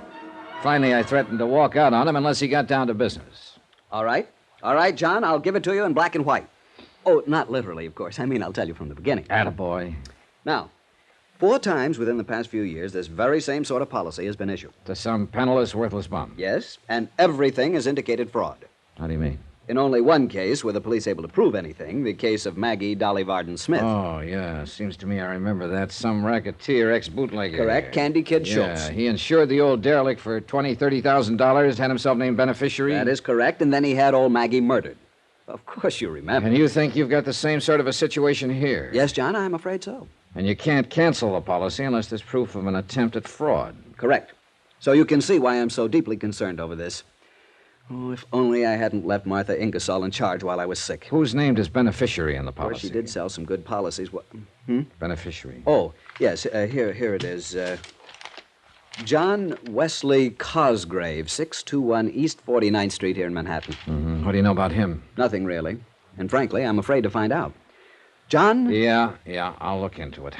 And what's the address of this rescue mission where old Michael hangs out? It's down near the Big Fulton Fish Market. Let me see. Here, why don't you give me that whole folder so I can get what I want from it? Of course, John. But I am sorely afraid there isn't much to get. I'm sorely afraid Peter was right. Why I had to start somewhere. Item 4, 280, taxi back to Grand Central to pick up the bags I'd parked there, and the same taxi to a slightly dingy little hotel a couple of blocks off Chambers Street on the Lower East Side. Item 5, $9.83 to a second-hand clothing store where I outfitted myself in hat, coat, pants, shirt, shoes, and socks that I hope would make me eligible for a spot on a bench at the Glad Hand Rescue Mission. When I finally shuffled into the place, which looked more like a cheap flop house than a mission, I felt somewhat like a kid playing tramp at Halloween. Welcome, brother. Welcome to the mission. I'm Daddy Bill. Hi. The entrance to the soup kitchen is over at the side, you know. Yeah, well, I just want to sit down for a spell, rest my feet. And have you a bed for the night, brother? Oh, who knows? I'll make out. Well, there's always room for one more, you know. Will you be here for our meeting tonight? Well, I don't know. You have an excellent singing voice, I can tell. Are you sure you don't want something to eat, my boy? No, I'm all right. Well, then, just sit and be comfortable and we can talk. I kind of hope maybe I might run into Mike. Mike? Flynn. Oh, yes, of course. Michael lives here. Spends most of his evenings with us, poor fellow. Although I really shouldn't say that. Huh? Say what? The poor fellow. After all, he's also one of our biggest contributors, too, when he's sober. Although where his money comes from, I'll never know. Yeah, well... Although I'm sure it's money honestly gained. Michael's very religious. He's taken the pledge many times, many. Has a lot of money now and then, huh? Yes. He seemed to think he might have a contribution for us when he comes back tonight. But you don't know where he gets it. My boy, I never ask these personal things of the brothers. Now tell me all about you. You're from out of town, aren't you? I can tell. This was something I hadn't anticipated, and I had to rack my brain to come up with a story that would convince Daddy Bill I was a bum. When I could get a word in edgewise, that is. And the kindly, gabby old biddy proceeded to tell me in minute detail the life history of all of the habitués of his mission. All, that is, except the one I was interested in, Mike Flynn. Maybe he was suspicious of me. Afraid I might be trying to get my hands on some of the money old Mike frequently showed up with. Generous in the extreme, John. That's why I feel I must protect him from some of the people who come in here and might try to take advantage of him. Sure, Daddy, you're right. Responsibility for the care and welfare of the brothers weighs heavily upon me sometimes, but it's a burden I'm glad to bear. Yeah, well... Feed their stomachs and feed their souls. That is my task. You say you think... And as I say, it's a task I'm privileged to assume. After all, whom else have they to lean on? You think Mike will be back here tonight? Oh, yes, John, I'm sure he will. Oh, but listen. The quartet in the, we call it in the music room. Can you hear them? Oh, yeah. Yes, they're getting ready for the meeting tonight. Aren't they wonderful? Beautiful voices. Yeah, they ain't bad at that. You're sure you won't join them? Oh, no, some other time, huh? Now, when well, Mike... whatever you say, but if you're going to stay here long, my boy, with that wonderful voice of yours, I can tell. I will insist that you join one of our singing groups. Yeah, about Mike again. Oh, dear, did you hear that? Someone hit a sour note. Poor boys, they just can't get along without my help. You'll just have to excuse me, John, while I go back there and lead for them. I'll come back later. We'll talk.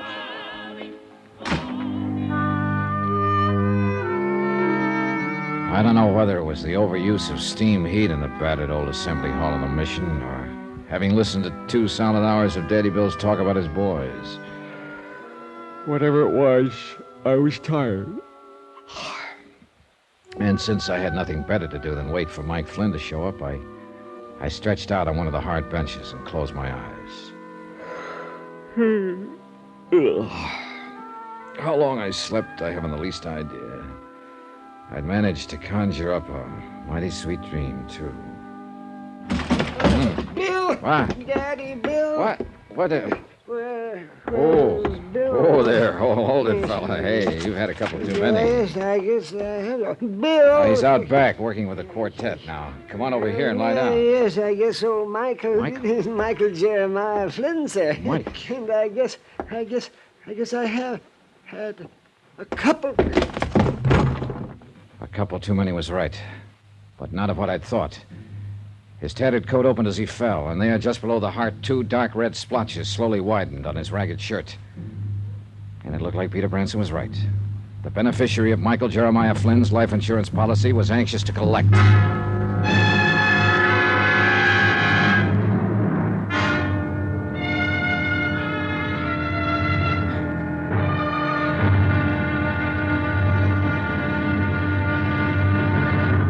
Now, here's our star to tell you about tomorrow's intriguing episode of this week's story. Tomorrow there's proof that life is a very tenacious thing, even in the broken body of a Bowery bum. Join us, won't you? Yours truly, Johnny Dollar.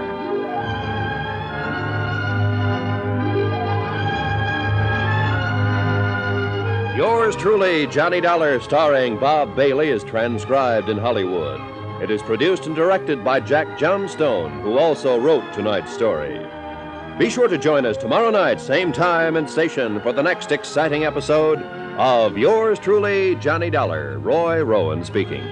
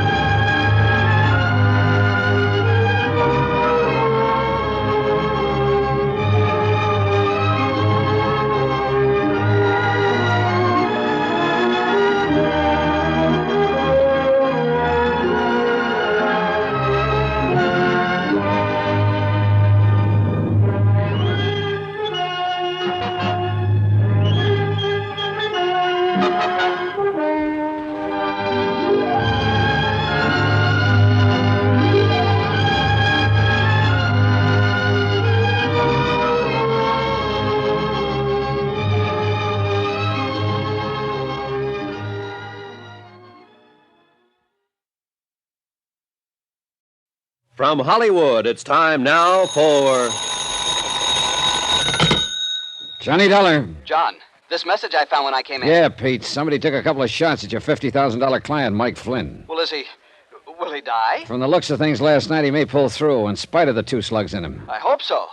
Do you know who did it? No idea, but I'm going to try to talk to him. Have you talked to the beneficiary? Not yet. First, I want whatever information I can get from Mike, if he's still alive.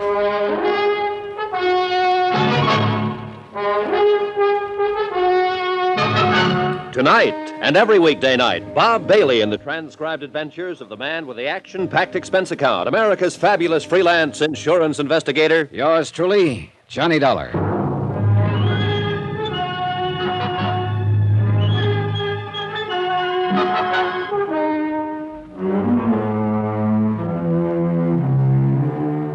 Expense account submitted by Special Investigator Johnny Dollar, location New York, New York. Attention, Peter Branson, Lakeside Life and Casualty Insurance Company. Following is an accounting of expenditures during my investigation of the indestructible Mike matter.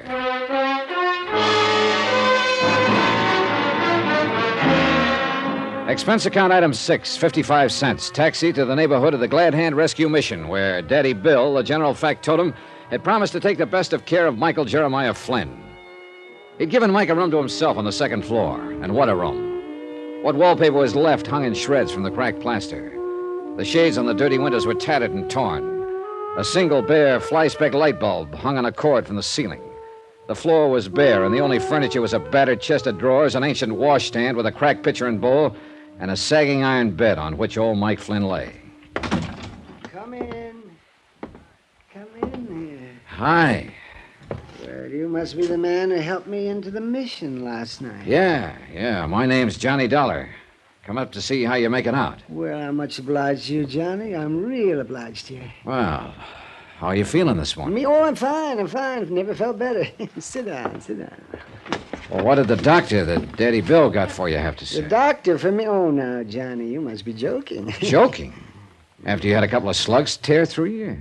Here, let me help you. Oh, you want to see him? Sure. Now, wait a minute. Now, just look for yourself here. You see? They just went through my side here, in the front and out the back. Holy. Oh, see, aren't they healing up nicely? Why, that one couldn't have missed your heart by more than 3 inches. But it did. Yes, it did.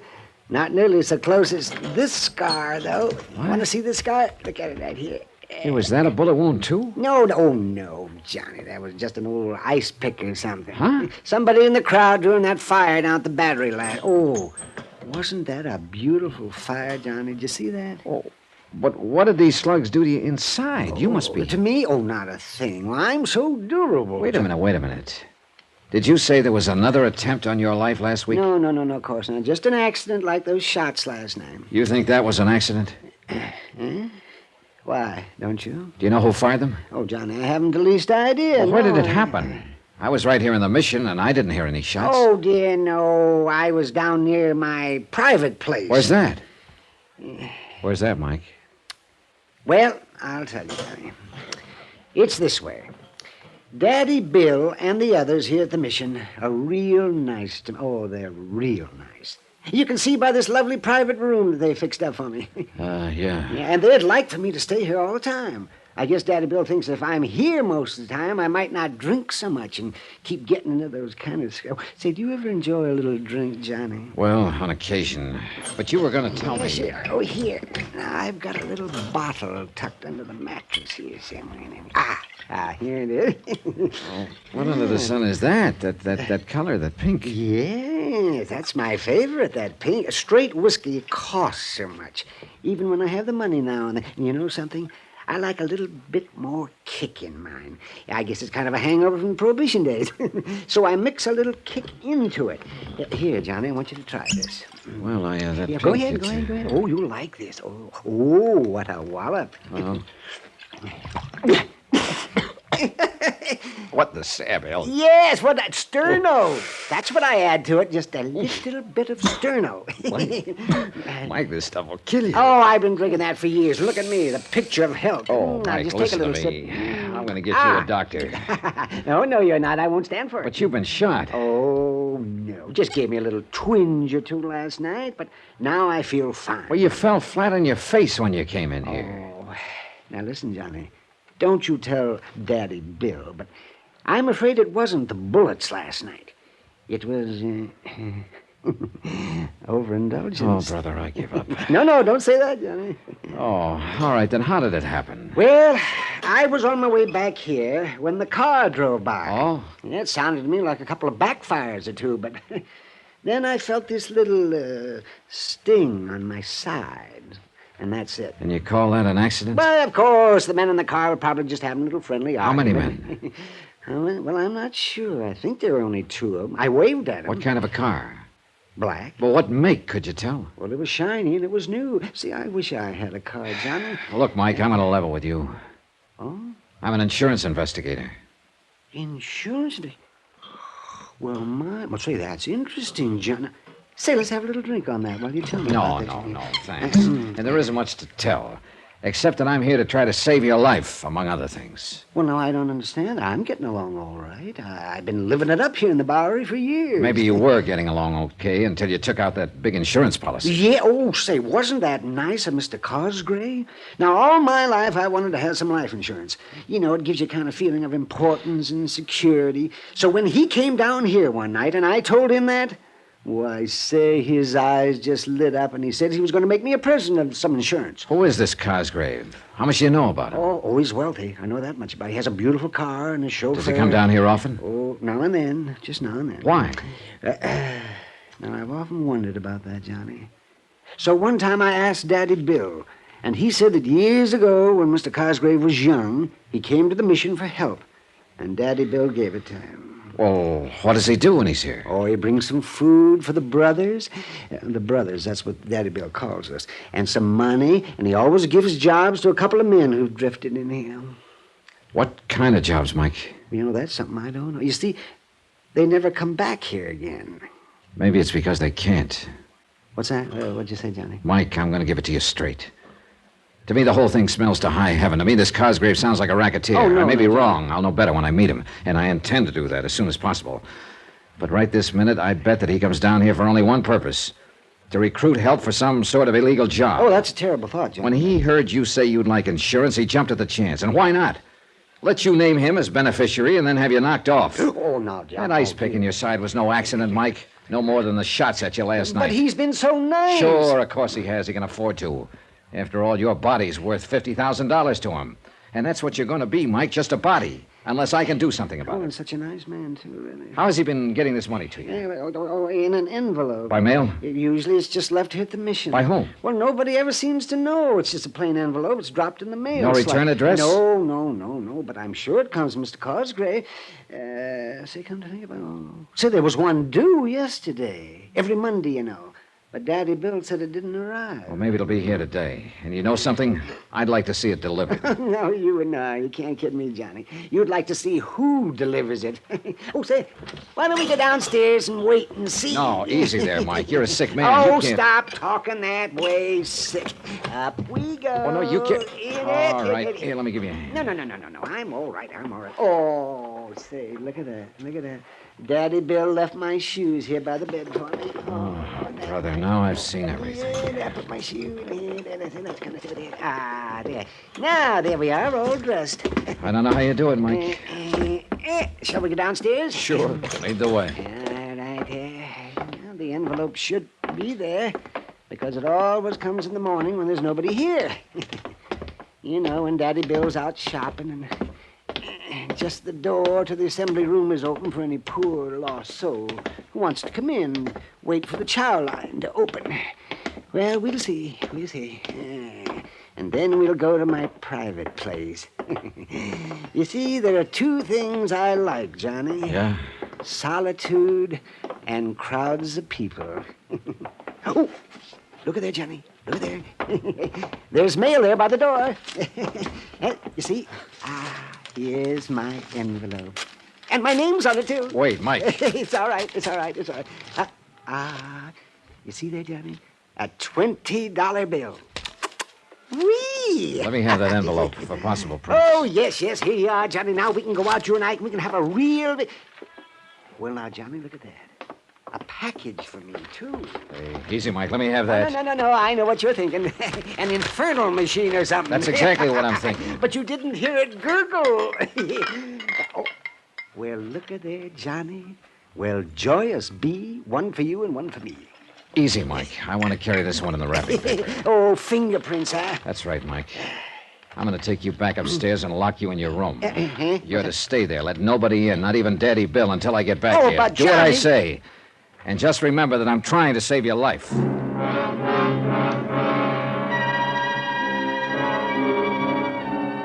Item 7, 270, cab fare uptown to the 18th Precinct Station.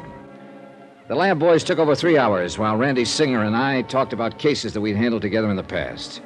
I asked him to dig up whatever he could for me on John Wesley Cosgrave, the man named as beneficiary of Mike's insurance policy. This he promised to do. Finally, a slim, intelligent-looking lieutenant walked in and handed Randy a neatly typed report of the lab's findings in connection with the liquor bottle and envelope I'd given them. Oh, Randy? Not much, I'm afraid, Johnny. Apparently the only prints were those made by the old man and you. Proof that somebody's been pretty darn careful not to be identified. Yeah, that's what... Hey, wait a minute. Huh? Seal on the bottle had been tampered with, so the lab boys opened it. That bottle contained enough wood alcohol to kill an army. Now, if that old boy drinks the way you Good said... Lord, Randy, see you later. Item 8, $10 even. Taxi fare and tip back to the Glad Hand rescue mission. I don't know how the driver did it, but he skinned through practically every red light on the route. And I soundly cursed myself for having left Mike with the other bottle. The place was apparently still empty when I pounded up the stairs to the second floor in Mike's room.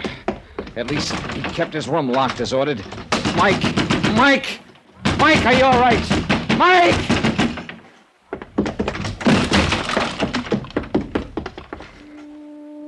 He was stretched out on the old iron bed, his face drawn even whiter than the pillow on which his head rested. The half-empty bottle lay where he dropped it on the floor beside him. And I could have sobbed for the stupid, careless, unthinking way in which I... Mike! Johnny, what a hangover this is going to be.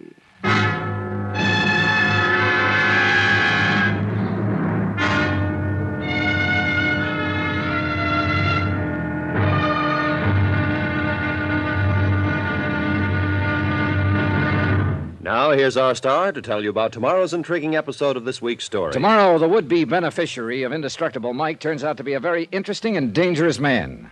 Join us, won't you? Yours truly, Johnny Dollar.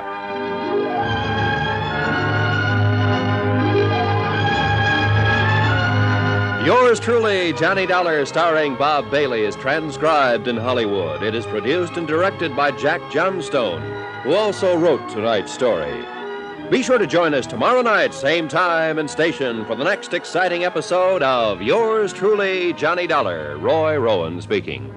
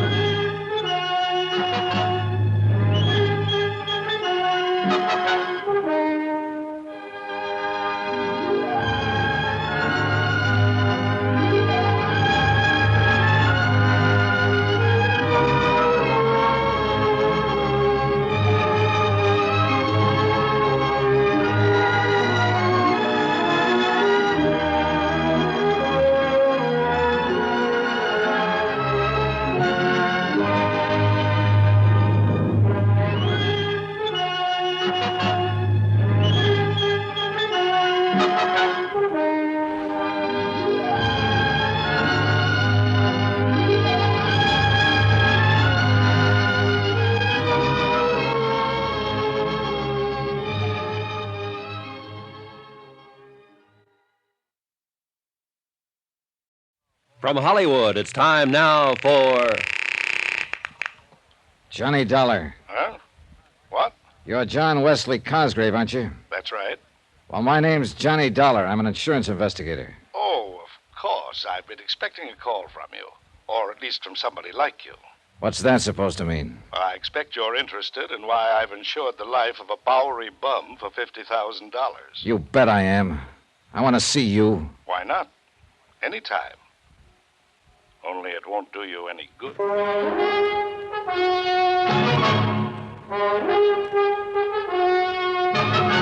Tonight, and every weekday night, Bob Bailey in the transcribed adventures of the man with the action-packed expense account, America's fabulous freelance insurance investigator. Yours truly, Johnny Dollar.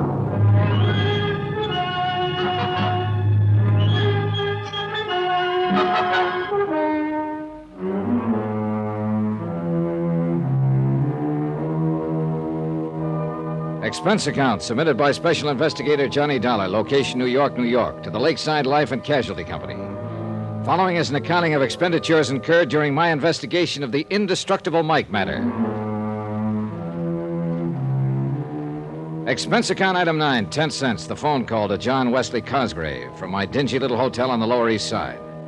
Item 10, 270. Taxi uptown to see Sergeant Randy Singer, Detective Division, 18th Precinct. You get back to that Glad Hand rescue mission in time? After all, when the lab boys discovered that so-called whiskey was almost pure wood By the alcohol. time I got there, Randy, the poor old coot had drunk nearly half the bottle. Oh, that's too bad. Well, I better arrange for him to be hauled down to the morgue. Old Mike's still alive? And happy. Oh, that's impossible. You don't know the half of it. A week or so ago, somebody stabbed him with an ice pick just below the heart. Result? He said the scar itched a little bit. 2 days ago, somebody drove a couple of .38 slugs through him. He said it gave him a slight twitch in his side for a few hours. Johnny, come on now. Now he goes and drinks nearly half a bottle of wood alcohol. Poison. Result? A bit of a headache. Indestructible Mike. Indestructible Mike. Where is he now? Locked up in my room at the Brakely Hotel, with orders to eat the groceries I picked up for him and to let nobody in. Good, good. But whoever's trying to get him isn't going to give up. Hey, did you dig up anything on the beneficiary of his $50,000 life policy? Cosgrave? Only enough to scare you to death. Listen to this. John Wesley Cosgrave, formerly known as John W. Gordon, John Dutchy Gordon. What? Alias Skippy Grant, alias Dutchy Smith. Wait a minute. 18 arrests, but only one conviction. Back in 1938 for possession of narcotics. Randy. Ever hear of Murder Incorporated? Oh, sure, but this... Apparently they had a subsidiary. Apparently your friend Gordon or Cosgrave or whatever you like to call him was one of the big shots in it. But outside of the narcotics bit, the department was never able to really pin anything on him. But this guy's address is... Here, let me see. 621 East 49th Street. Yeah. That's not only a respectable neighborhood, but pretty plush. That's right. Well, how recent is his record? What's he doing now? Last pickup was in 1944. Numbers game and bookmaking. Charges dropped for lack of evidence. Then, apart from the record, is he still in the rackets? He is. Nobody can prove it. Like in the old days, he masterminded and let somebody else do the dirty work. It's listed here as a, quote, retired, unquote. Well, my money says he's still in business. Well, if you can prove it, the department and the DA's office will love you dearly, but I don't think you will. Every time we dragged in a stoolie who could give us what we wanted, something happened to him. Like what? Jump bail. Well, you should have known better than to let him have bail. One of them poisoned in his cell in the Tombs, one breakout, his body was found in the East River, even one suicide. Like to bet I can't tie him in with these attempts on Mike Flynn's life? Well, now, that's something else again. Maybe it's something we should handle. No, hands off, and I mean it. All right, don't get testy about it, John. I like the old guy, and anybody who tries to hurt him has to answer to me. And somebody's tried. Expense account item 11, 165. Cab fare to the Smart Modern apartment building at 621 East 49th, where the doorman announced that Mr. J. Wesley Cosgrave was expecting me and to take the elevator to apartment 11B. Come in, Mr. Dollar. The apartment was expensively but tastefully furnished with overall carpeting that felt 1.5 inches thick. Several original oils by famous contemporary artists hung on the walls. But it was the man himself who really seemed out of character with the rundown Randy had given me. He was 6'1" or 2, built like a man who spends his odd hours in the gym. Quick, gray eyes, his hair slightly gray at the temples. And his tailor was a master. Do you like it, Mr. Dollar? Huh? What? That is a genuine Picasso you're looking at. And I consider myself very fortunate to possess this original by Salvatore Dali. Mm-hmm. Oh, and I'm sure you'll appreciate the excellent view of the city from these corner windows. Yeah. I must have the best, Mr. Dollar. Only the best. Oh, sit down, please. May I pour you a drink? No. No, thanks.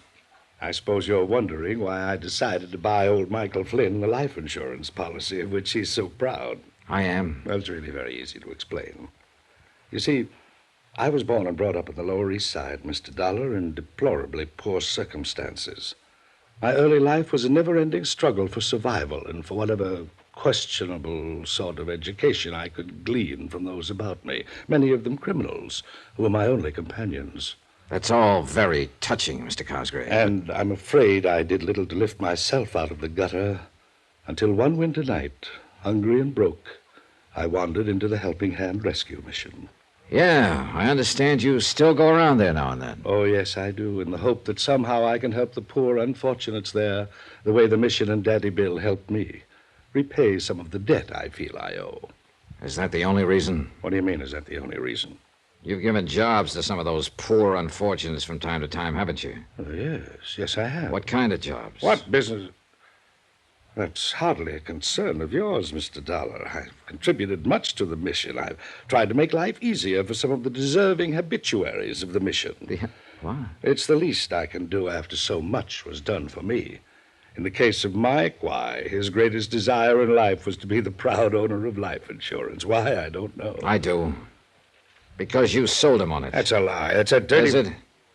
Then why make him name you as beneficiary instead of the mission or some other deserving cause?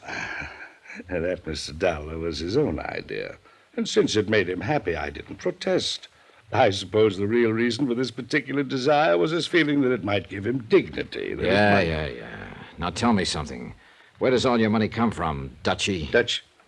Who told you that? Nobody calls me Dutchie no more, not you or nobody else. Them days are over. I'm respectable, even educated. I wonder. Look at my record. I haven't been on the blotter since 44, and that was a bum.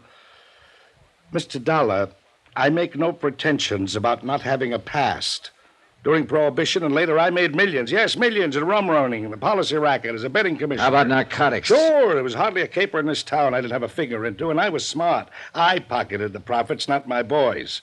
That's why I can afford to be retired and live decent. And I'm going to keep on living this way.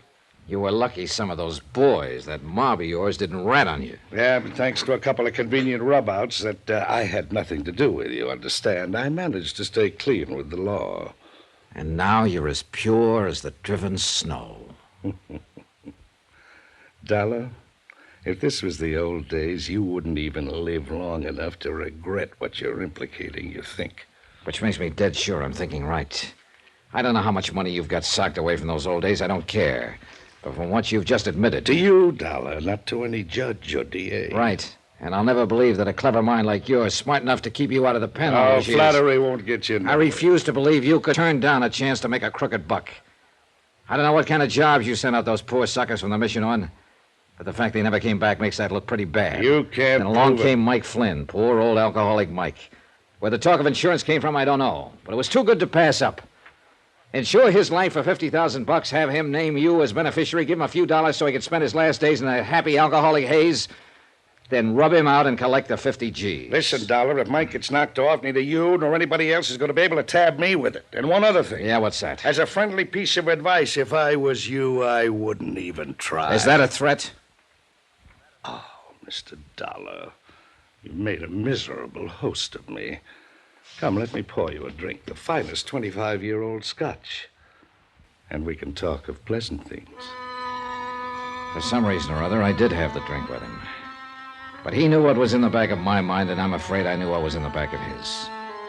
Something along the same line as a couple of convenient rub-outs. Once or twice his veneer of education slipped, but all in all, he made a fair conversationalist. Finally, I left. And all the way down to the street, I kept wanting to look back to see if I was being followed. Somehow, somewhere, there was a way to get this Cosgrave. But I could see it would have to be through someone else, someone working for him. And whoever that might be could very well be out to get me first, or Mike. Item 12295, taxi back to the Brakely Hotel, where I hoped the old boy was still locked up in my room. He was. Oh, well, Johnny. My, I was beginning to wonder what had happened to you. Oh, hey. What was the matter with that food I left with you? You hardly touched it. I had enough. It was kind of dry, though. Kind of dry. There's a container of coffee there. Yes, but coffee just doesn't seem to quench my thirst. Oh. You should let me bring the rest of that bottle along. That wood alcohol? Any more of that would have killed you. Oh, yeah, it did have a kick, though, didn't it? Oh, I don't know how you lived through it. Well, look, now I want some lunch. And, Mike, I'm going to take you along with me. Oh, that'll be fine. Could I have maybe a little drink, too? Oh, sure, you can have one. Oh, that's nice. Good. Of course, the size of the drinks they serve nowadays. Oh, just one now. Come on. Oh, that's fine. One will be... See, there's a lovely saloon just around the corner, you know. Come on. Even sandwiches for those that want them, I understand. Now these stairs. Maybe we could just bring a bottle back with us to your room if we are going to come back. Sweet, funny old soul. I loved him.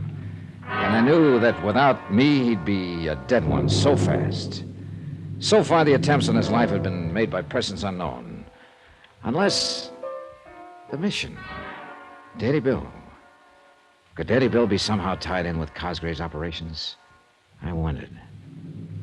I paid the check. That's item 13285, and we started walking to the Glad Hand Rescue Mission along some of the back streets. I wanted time to think it out, if I could think, over the incessant, pleasant chatter of I'm Mike. really enjoying life now that I have money now and then. Why, sometimes I get on the subway and I just ride all over town all day long. Yeah, you told me. See, why don't you try that sometime, Johnny? It's really one. See, there's a bar there on the corner. Why don't we just pop in? No, let's pass that one. John, why do you feel that you have to look after me this way? You know darn well why I... Hey, watch the curve. Why I'm looking after you. It's because somebody's on... Mike, look out! Mike, listen to me. Hey, can you hear me, what's Mike? happened to the... Hey, mister, get a cop, an ambulance. You mean for him or what's left of him? Yes, hurry. Oh, what's the matter with you? Use your eyes, buddy. It's too late.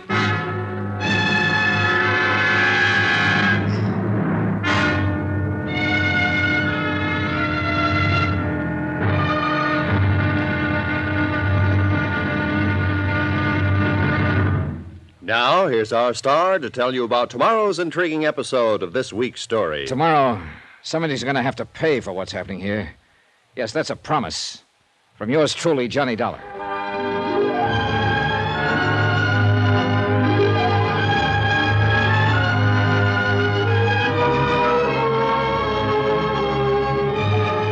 Yours truly, Johnny Dollar, starring Bob Bailey, is transcribed in Hollywood. It is produced and directed by Jack Johnstone, who also wrote tonight's story. Be sure to join us tomorrow night, same time and station, for the next exciting episode of Yours truly, Johnny Dollar. Roy Rowan speaking.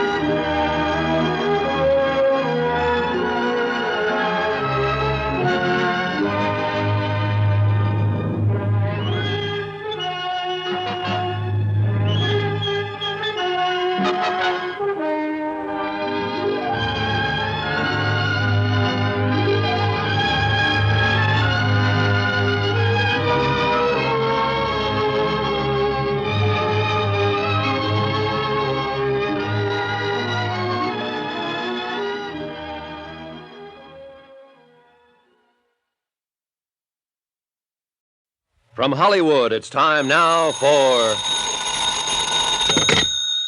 Johnny Dollar. Johnny, this phone number you left for me to call. Are you at Bellevue Hospital? Yeah, Randy. What's wrong? Are you at headquarters? Yeah. A truck ran over Mike Flynn, and I'm sure it was deliberate. But he's alive, I hope. He was 4 hours ago when I dragged him in here.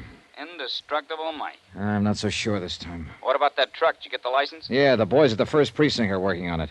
Check with them, will you, while I stay here at the hospital? Sure, Johnny. And one other thing. Yeah? Find out how long that Glad Hand Rescue Mission has been in existence. Place where old Mike's been living? Yeah. Why? I don't know yet. But do it, will you? Sure, and you let me know when Mike's out of danger, huh? Johnny? Better pray a little bit, Randy.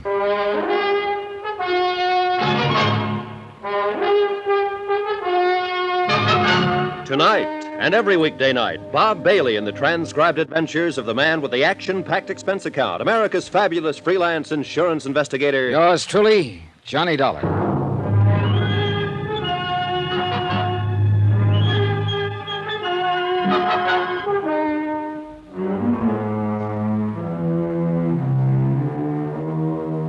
Expense account submitted by Special Investigator Johnny Dollar, location New York, New York, to the Lakeside Life and Casualty Company. Following is an accounting of expenditures incurred during my investigation of the indestructible Mike matter.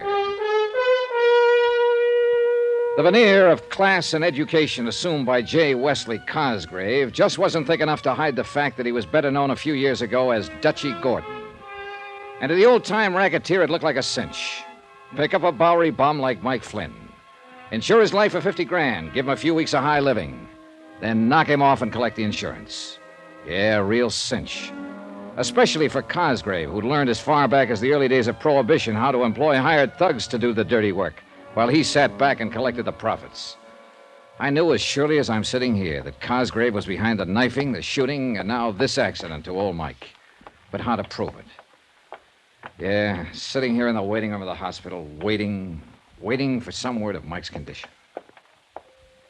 Mr. Dollar? Oh, yes, Doc. Can I see him now? Very shortly, I believe. Oh, how is he? Is he There's a phone call for you at the floor desk. Oh. This way, please. Thanks. But how is Mike? Doc, how is he? You'll be able to see him shortly. Here you are. Oh, thanks. Johnny Dollar. Ah, Mr. Dollar, I was quite sure that you would be there at the hospital. This is J. Wesley Cosgrave. What made you think that? Why, because of the accident to Michael Jeremiah Flynn. How did you know about it? I kept it out of the papers. I find it helpful to know about a lot of things that don't get into the papers. Well, your boy goofed, Cosgrave. Mike is still alive. My boy? You know as well as I do, Dutchy, that one of your mob was at the wheel of that truck that ran him down. You better keep your yap shut, Dollar. I thought I made it plain to you earlier that I no longer have any connection with the doings of the, shall we say, underworld. Oh, sure. As for poor old Mike, I understand it was an accident, very unfortunate. Knock it off, Cosgrave. I was there when it happened. Oh? Yeah. Pretty stupid of a would-be killer to try that with an investigator right next to Mike, wasn't it? Did you see the driver of the truck? Suppose I did. You say he wasn't one of your boys, so what difference would it make to you? Why, none at all. Did you see him? Why don't you worry about that for a while? Again, I waited. Sat and waited. And paced the corridor of the hospital. Outside, the sun sank slowly behind the horizon of skyscrapers, and the busy clamor of the day's traffic segued to the softer, muffled, but still busy traffic hum of night. And I waited. And smoked. And waited. Finally, it must have been close to midnight. The nurse led me quietly down the hall and indicated the private room that I'd had set aside for Mike. After brief instruction about not staying too long, she pushed open the door for me and she tiptoed away.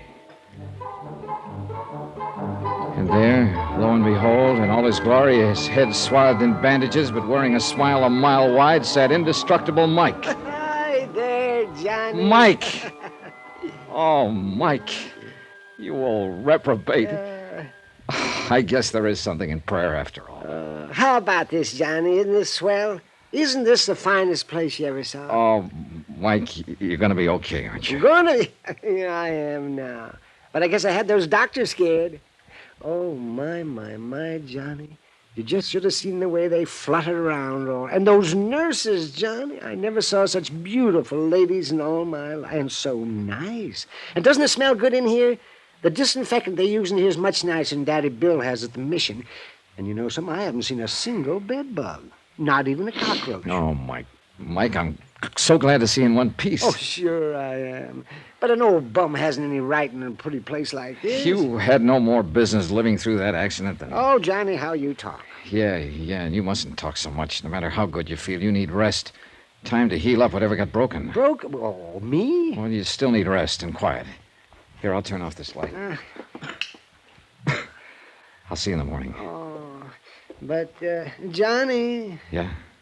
Johnny, how can I just sleep? Oh, too much pain, huh? Want the nurse to give you a hypo? Oh, they filled me up with more needles than you ever saw, but there's only one real painkiller, you know. Yeah. I'll see you later. If the administration of Bellevue Hospital ever found out that I was back in Mike's room a few minutes later, and why, they'd probably have my neck. But I didn't leave the whole bottle with him, I swear it. Only about 3 fingers in his water tumbler. And the blissful expression on his face as he closed his eyes to sleep made me sure I'd done right. Item 15180, taxi back to my dingy little hotel. And I thanked whatever gods may be that old Mike had pulled through. He'd been right. They just couldn't seem to kill him. So far. But I knew they wouldn't give up. Not with $50,000 at stake. $50,000 more to line the pockets of Dutchy Gordon, who I was sure was just as much of a racketeer as ever, despite his present name of J. Wesley Cosgrave and his pretense of gentility. Because his henchmen had always feared to squeal or died violently before they could, the police had nothing on him. My job was to find one of the mob, make him sing. But how? I guess I was still thinking or dreaming about it when my phone rang the next morning.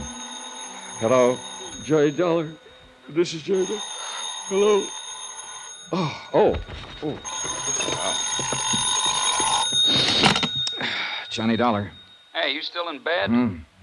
Oh, Randy. Yeah, I thought you were going to call me. Is he still alive? He sure was when I last saw him at about midnight. Well, that's a miracle after what that truck did to him. And say, Yeah? the boys downtown found that truck. Yeah? Yeah, it had been stolen and was abandoned. Did they find any prints on it? Plenty. Whose? Lefty Skillman. Well, have they picked him? Yeah. They found him all right, tied up in a sack floating in the East River. Old-time gangster style. Oh, so help me, I knew that when Cosgrave You found say out... Mike's going to be okay? Randy, he was sitting up in bed, perky as a cockatoo. No. I don't know how he does it. Why, he was all ready to pack up and go back to the Glad Hand Rescue Mission. Huh? Felt he didn't deserve to be in such a nice, clean place as the hospital. Bless his foolish heart. Did you find out anything for me about that flophouse? Yeah, that's what I called you about. But you still haven't told me... Well, what'd you find? Well, according to the records, the building was put up in 1901. As a mission? As a piano store, 1901 to 1906. A real respectable place. Then? Well, that section began to degenerate. 1906 to 18 was a cheap grocery store. 18 for 1956. From 1918 to 22 was a second-hand clothing store and a speakeasy till 1929. Keep going, Randy. Well, I guess the Depression knocked that out, because next it was a saloon. How long? Let's see, 1944. That's when William Grover Larkin took over the lease. Daddy Bell. Yeah, that's right. I knew it, Randy. I knew it. Yeah, what? Dutchy Gordon, alias J. Wesley Cosgrave, told me that he'd got a hand from that mission when he was just a kid. That would have meant 25, 30 years ago at least. Yeah, it's only been a mission for 12, but... Hey, wait a minute. The lease on that property, when it was a speakeasy, it was in the name of Larkin, too. Add one more fact, Randolph, and you see what I'm getting at. What's that? Your own police files show Cosgrave was still in the rackets in 44. Yeah, but on a charge that we couldn't substantiate. Right. Tie him up. Cosgrave was a rum runner during Prohibition. Daddy Bill ran the speak for him since 1944. Whoa, now, boy. You're trying to build a case on purely circumstantial evidence. All right, but I think I can make it stick. Now, listen. Where does Cosgrave get the thugs for whatever job he's pulling now? If he is. Of course he is. And he gets them out of that flop house. The boys he gives jobs to that are never seen again, remember?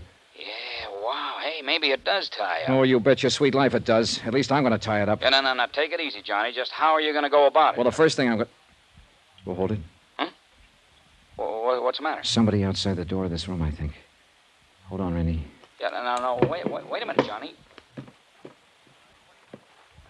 All right, what do you think you're doing? Johnny, hello! Whoever hit me with whatever he hit me with wasn't fooling. In the second before I passed out, I vaguely remember hearing a voice, the voice of the room clerk, shouting at whoever it was, and the sound of footsteps running away. Then blackness, and a dark, heavy throbbing in my head. Then after a long time, another familiar voice. It was Randy, I think. Dimly, somewhere along the line, I could see figures bending over me, hear the voice again. Then more darkness and the weird sounds in my brain. Other sounds, too, that seemed familiar and seemed meaningless.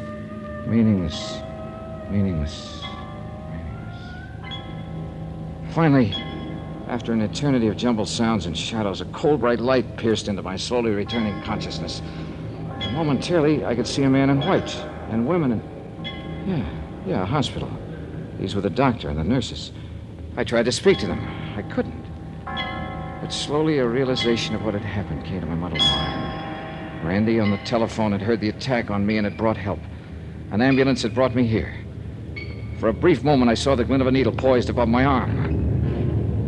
Then blackness again. But a soft, quiet, peaceful blackness.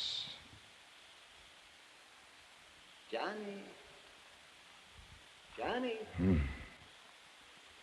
Johnny? Oh, wow. Well, what do you... Johnny! That's the boy. Wake up. Mike? That's right. Isn't it nice they put you in the same room with me? Yeah. Oh, Mike. Your policeman friend saw to it. And he told me something, Johnny. And he's right. You've got to be careful. They're out to get you, too.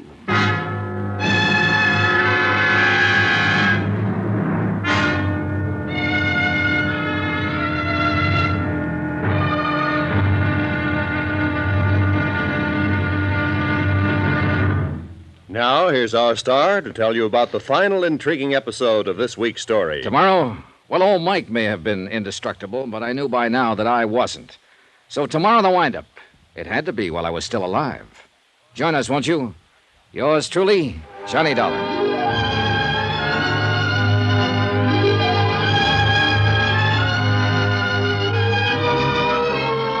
Yours truly, Johnny Dollar, starring Bob Bailey, is transcribed in Hollywood. It is produced and directed by Jack Johnstone, who also wrote tonight's story. Be sure to join us tomorrow night, same time and station, for the next exciting episode of Yours truly, Johnny Dollar. Roy Rowan speaking.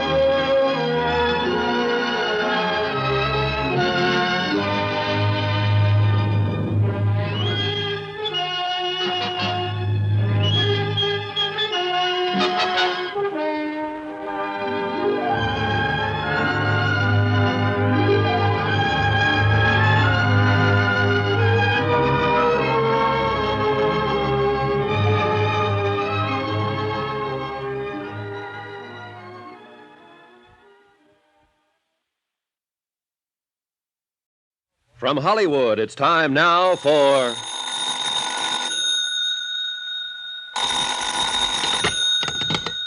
Johnny Dollar. Randy Singer, Johnny. How you feeling? Thanks to you and having got me here, pretty good. Bellevue's a good hospital. I'll be released within the hour, so will Mike Flynn. And? I'm going down to the Glad Hand Rescue Mission to straighten out a few things with Daddy Bill. Sounds to me like it ought to be police business, Johnny. I'll be right over. No, let me handle this alone. You got your gun? You bet your sweet life I have. Johnny? I'll report to you later.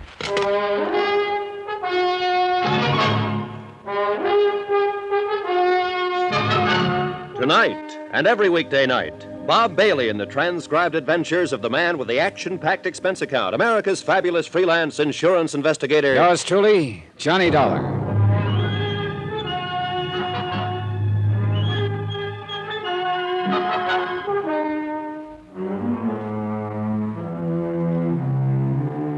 Expense account submitted by Special Investigator Johnny Dollar, location New York City, to the Lakeside Life and Casualty Company.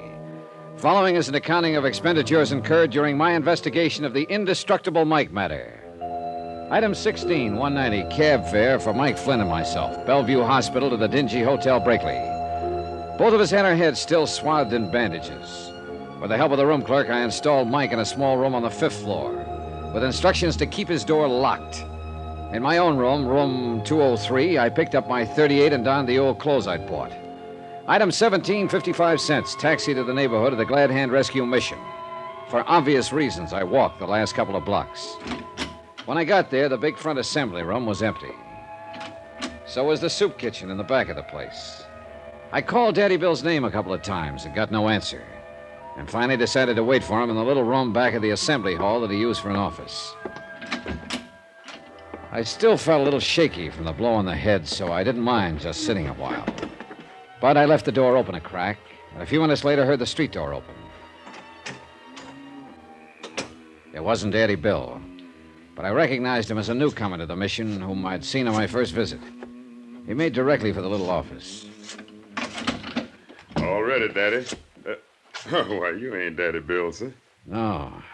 Do you know where he is? Yeah, out shopping. At least that's where he said he was going. Didn't I see you in here the other day? Why, yes, sir. I guess you did. My name's Emery.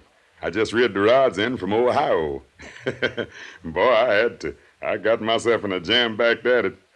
Yeah, I guess I just got me too much muscle. But they won't catch up with me here. Daddy Bill promised me that. Say, I should have known you wasn't him in here. Oh? Sure, he said he wouldn't be back for another hour. You plan to wait for him? Sure do.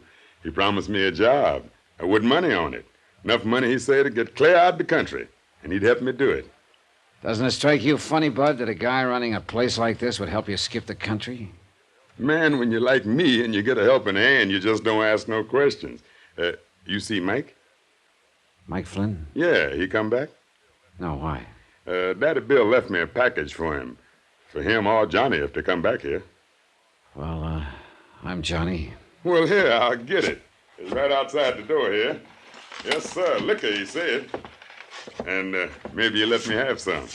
Here, see? I'll take it. Liquor, did you say? That's what he said. Let's open, huh? No, hands off. Well, look here, man. Old Mike always shares his stuff with Lefty Skillman. Lefty Skillman. It was Lefty who'd run us down with a truck whose body was found in the river. Lefty, one of Daddy Bill's poor unfortunates here at the mission. Things were beginning to add up, and this package left for Mike and me. Liquor, he said, but it didn't gurgle. Emery, listen to me. Sure, Johnny, but forget this package. I'm taking it with me back to the Waldorf. Waldorf? Yeah, that's right. That's where I'm staying. Don't let these clothes fool you. I thought there was something funny about you, the way you talk so fine. You a dick? Never mind. If Daddy Bill wants me, that's where I'll be. Old Mikey won't find, because I got him in room 203 at the Brakely Hotel. Room 203? Forget it. He's still recovering from that accident. Shouldn't be disturbed. He's all doped up anyway. That's why I took him to the Brakely, where nobody will find him. Yeah, room I said forget about that room 203. If Daddy Bill wants me, tell him to call me at the Waldorf. Item 18, 10 cents. Phone call from a booth in the street to Sergeant Randy Singer. Item 19, $5 even for a fast but gentle taxi ride to the 18th precinct, where Randy had promised to have the lab boys alerted for me. Is this it, Johnny? Yeah, and handle it softly, please. Okay. You gonna stick around No, till the I'm going back to the Brakely to make sure Mike is all right. Yeah, now look here, Johnny. Call the Waldorf for me. Get me registered there. Instruct the desk that if there are any calls for me, I'm eating lunch or something, and I'll be back in my room in, say, an hour. What? Do it. I'll see you later. Item 19, taxi back to the Brakely Hotel, to the service entrance in the alley.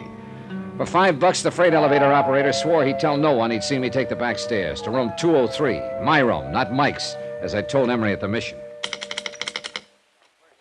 Office? Room clerk, That's right. this is Johnny Dollar in 203. Oh, yes. Are you still working on Now listen, that case? listen carefully. If the police call me, put them through. Very well. But to anyone else who calls or comes looking for me, I'm not here. I never was here. You never heard of me, understand? Oh, yes, indeed, Mr. Dollar. We've worked with police and private investigators before. Okay, but if anybody wants to know about Mike Flynn, I want... Flynn? Yeah, the old bum I had you put in the room up on the 5th floor. Oh, yes. If anybody asks for him, tell him he's in this room, 203. Oh, very well. You sure you got that straight? Yes, sir. Time was on my side, I hoped. Emery back at the mission had said Daddy Bill wouldn't return for an hour, but I couldn't be sure. As quickly as I could, I spilled a half bottle of whiskey around the room in the hope it would give the effect old Mike was there. Then I pulled down all the shades and drew the drapes tight across the windows. I turned down the bed and mussed up the covers so it would be ready for me. My watch said I still had time to kill, so I ran upstairs to Mike's room on the 5th, and carrying a 5th. Well, bless my soul, Johnny. And look what you've brought me. On one condition, Mike. Oh, yes. Oh, anything you say. Oh, you've been so good to me. I want you to promise that no matter what happens, you'll stay right here in this room until I come back. Why, of course, Johnny. Anything you say. Especially now that you brought me this bottle to kind of keep me company. Say, wouldn't you like a little nip before you go? No, thanks. Oh, and keep this door locked. Oh, now you sure you wouldn't like just one little bit? No. Oh, I hate to think of me having it all alone when you probably need it as much as I do now. Oh, say, Johnny. Yeah? When are you and I going to be able to take these awful-looking bandages off our heads? We'll talk about that later. I got to get back to my room. Yeah, now, you sure I can't tempt I'm you with sure. this- Now lock this door. All right, Johnny. But if you decide you want a little nip with me... Quickly and quietly, I went back downstairs to 203 and cautiously let myself in, leaving the door unlocked. Nobody been there. I'd made it in time. But now all I could do was wait.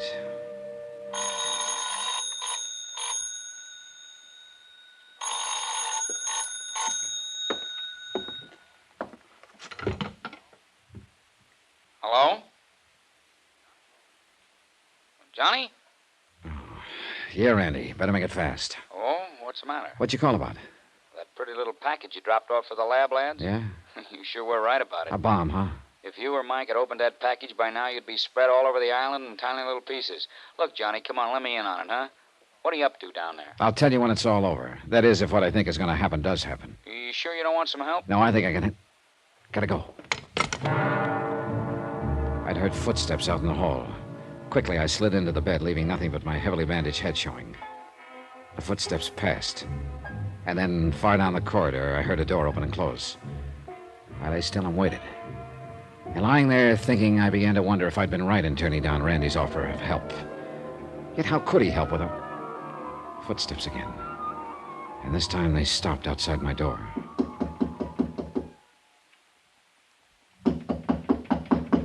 All clear out here in the hall. That voice was Daddy Bill's, and he wasn't alone.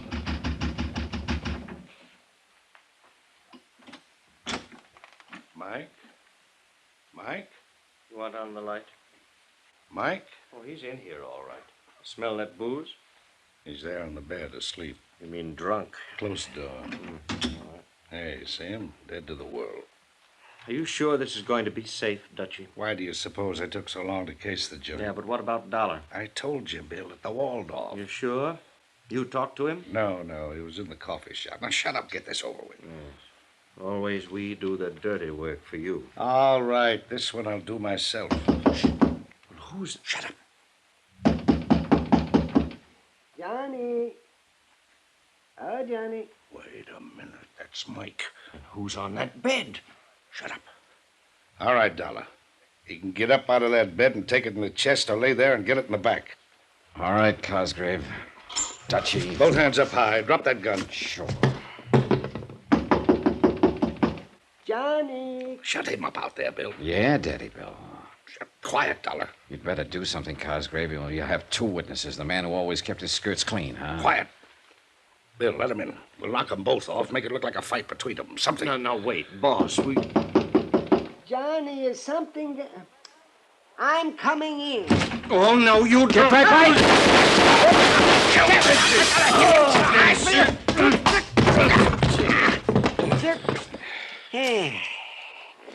Randy. Hey, you're real rough, aren't you? Now, wait a minute there, Mike. Get up off his chest. I want to see what your dear friend Daddy Bill looks like. Oh, What'd you hit him with, anyway? oh dear. The poor bottle's all broken. Best thing could happen to you, Mike. Ah. So this is Dutchie Gordon, alias J. Wesley Cosgrave. He won't be for long. What? Well, what's that, Daddy Bill? You feeling better? He always hung it on somebody else. What are you talking about? Lefty, shorty, all of them. This one he'd have hung on me. Well, not this time. That gun! Look out! Thanks! Put it down! Randy? Cosgrave, dead as a doornail. And when Daddy Bill comes to after that sock on the chin, you can tell him he's cooked his own goose. My.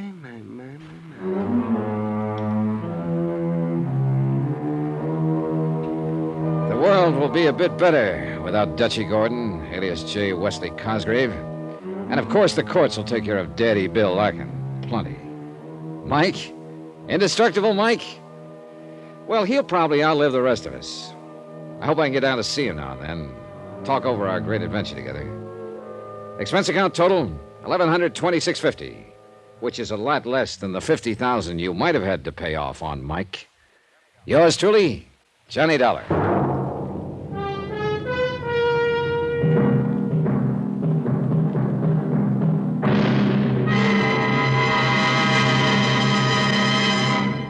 Now, here's our star to tell you about next week's intriguing story. Next week, the heady romance of moonlight on a lonely beach in Mexico. Moonlight from a killer's moon. Join us, won't you? Yours truly, Johnny Dollar.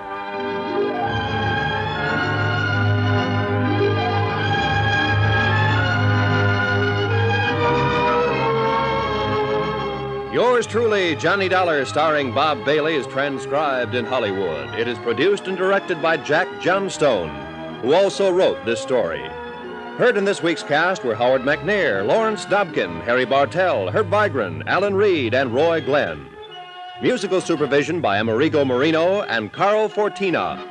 Be sure to join us on Monday night, same time and station, for another exciting story of yours truly, Johnny Dollar. Roy Rowan speaking.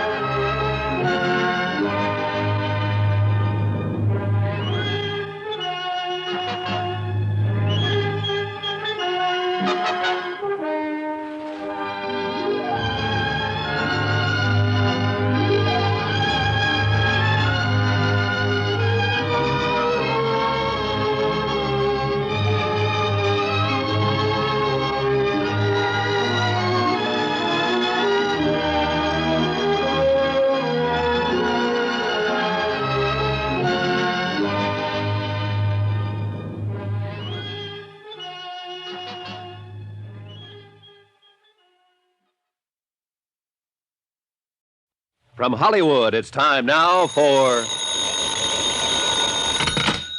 Johnny Dollar. Ed Renser, Johnny, Union States Casualty Company? Oh, hi, Ed. I heard you were trying to reach me. Yes, indeedy. Plane leaves in 2 hours. For where? Ensenada. It's a port on the west coast of Mexico, south... Yeah, I know, Ed. I know. I've been there. Well, but now, what do you... Charlie Burton is down there, Johnny. You know, the big nightclub TV comic. You know, good old, lovable, boyish Charlie? I've seen his show. Who hasn't? Really keeps you screaming, doesn't he? Oh, he is a killer. Eesh. So what do I do? Go out there and scream it up for him? You go out there and keep him alive. Someone's threatened to murder him. One of his audience, maybe? No, wait, Johnny, this is no laughing matter. Anything happens to Charlie Burton, I cut my throat. Hey, you really do like his show. We're carrying $500,000 worth of insurance on that boy.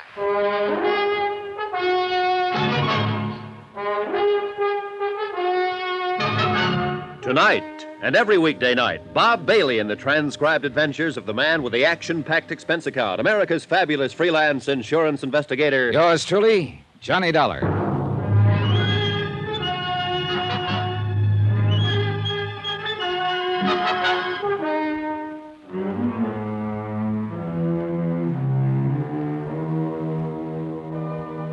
From Special Investigator Johnny Dollar to the Home Office, Union States Casualty Company, Hartford, Connecticut. The following is an accounting of expenditures during my investigation of the laughing matter. Item 1, $221.50. Transportation by scheduled airline to San Diego, incidentals there, and charter plane for a flight 80 miles south into Mexico. To Ensenada.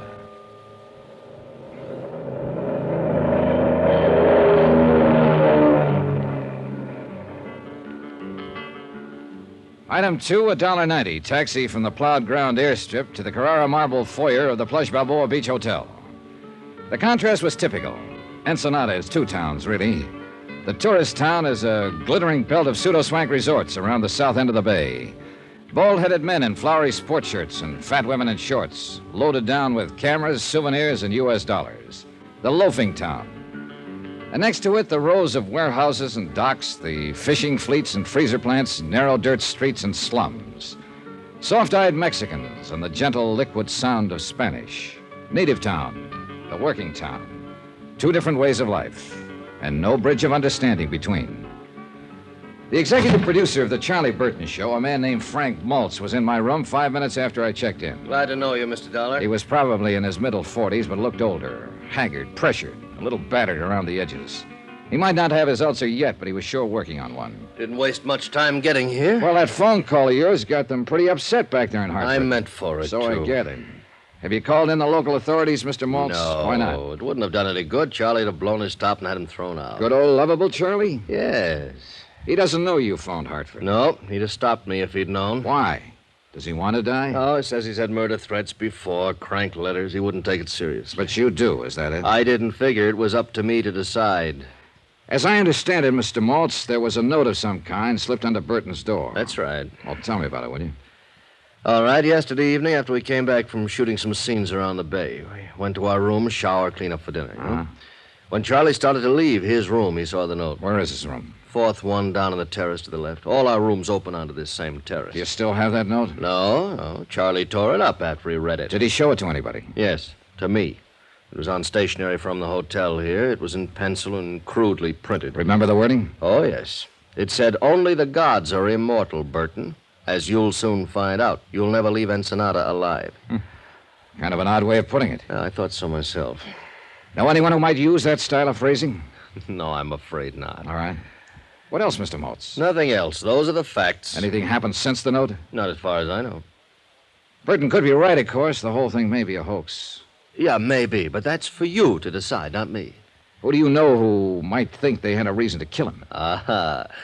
I think I'll let you form your own conclusions on that. Oh, thanks, Mr. Maltz. That's very thoughtful of you. All right, I'm sorry. I realize I haven't given you much to go on. Practically nothing. I can't help it, Dollar. That's all I know about it. I see. Well, talk to the others. See what they know about What it. others? Well, I was thinking mainly of Gloria Dale and Al Schreiber. And there's Charlie himself, of course. Suppose you brief me on those other two. All right. Gloria Dale's the feminine lead. Oh, yeah, I've seen her on TV. Yeah, probably. She's been with the show for 3 years. She's in her late 20s. She's single. She's gorgeous.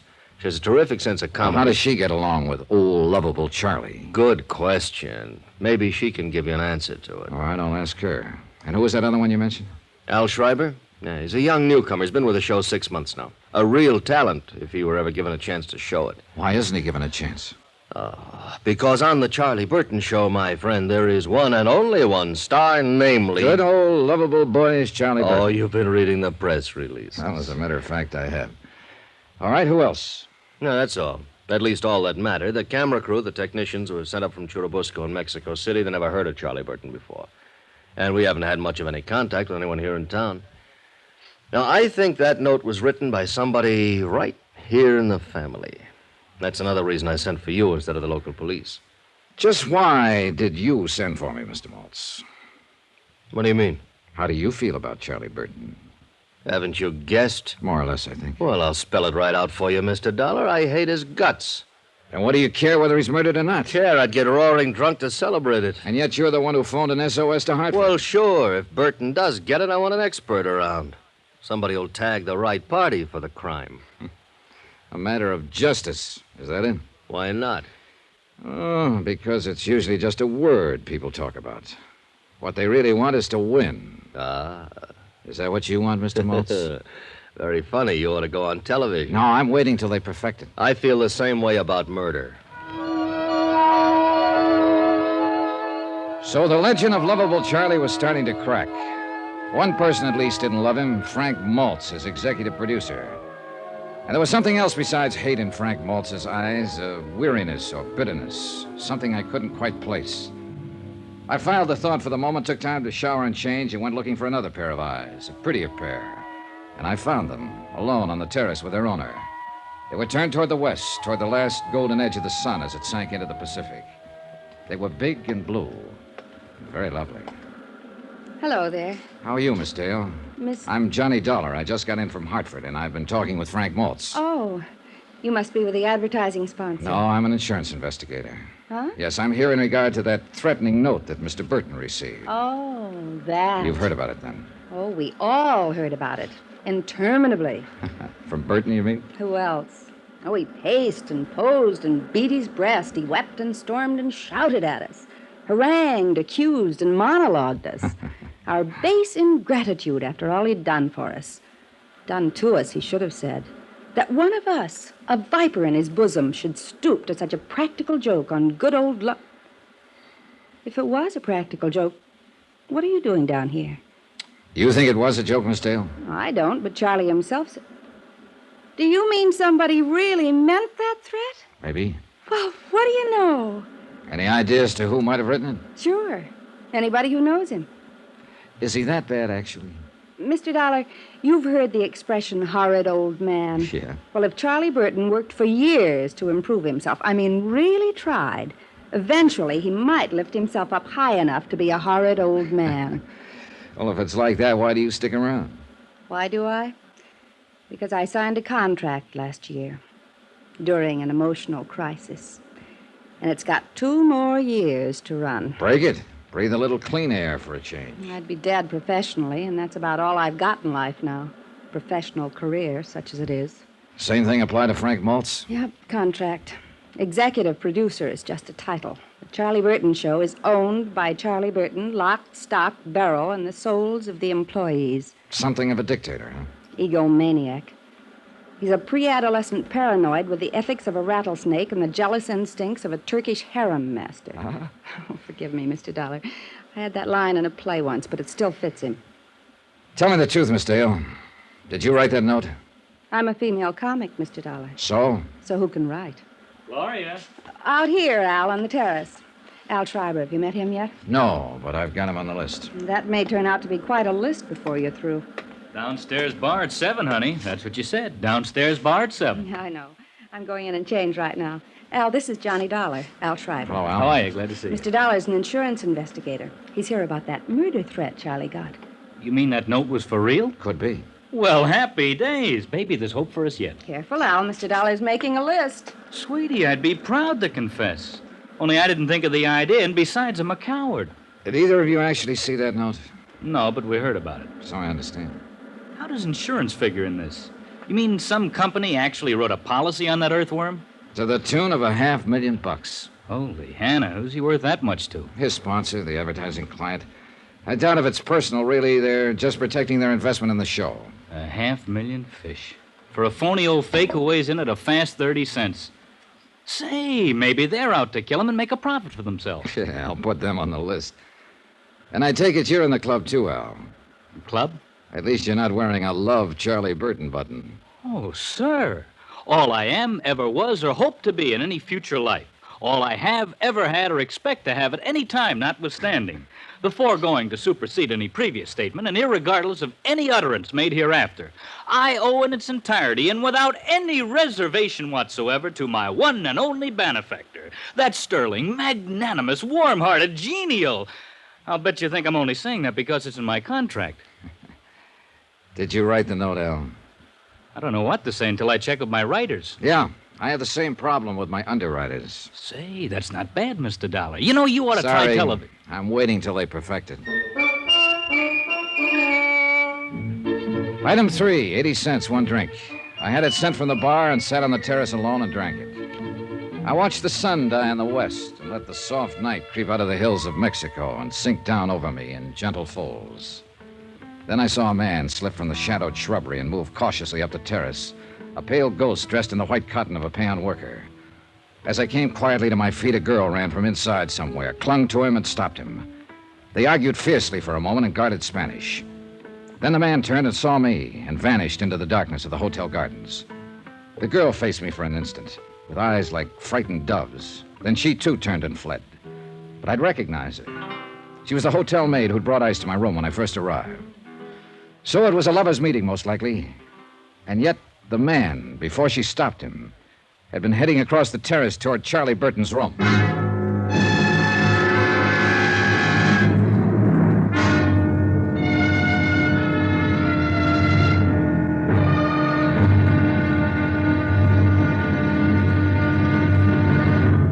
Now, here's our star to tell you about tomorrow's intriguing episode of this week's story. Tomorrow, the great man condescends and shivers a little, too. And a girl's hidden hate is blacker than the sea-wet rock she vents it on. Join us, won't you? Yours truly, Johnny Dollar.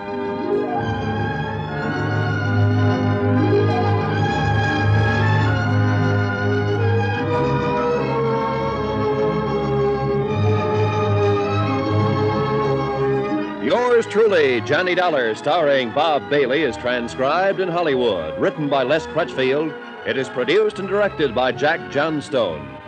Be sure to join us tomorrow night, same time and station, for the next exciting episode of Yours truly, Johnny Dollar. Roy Rowan speaking.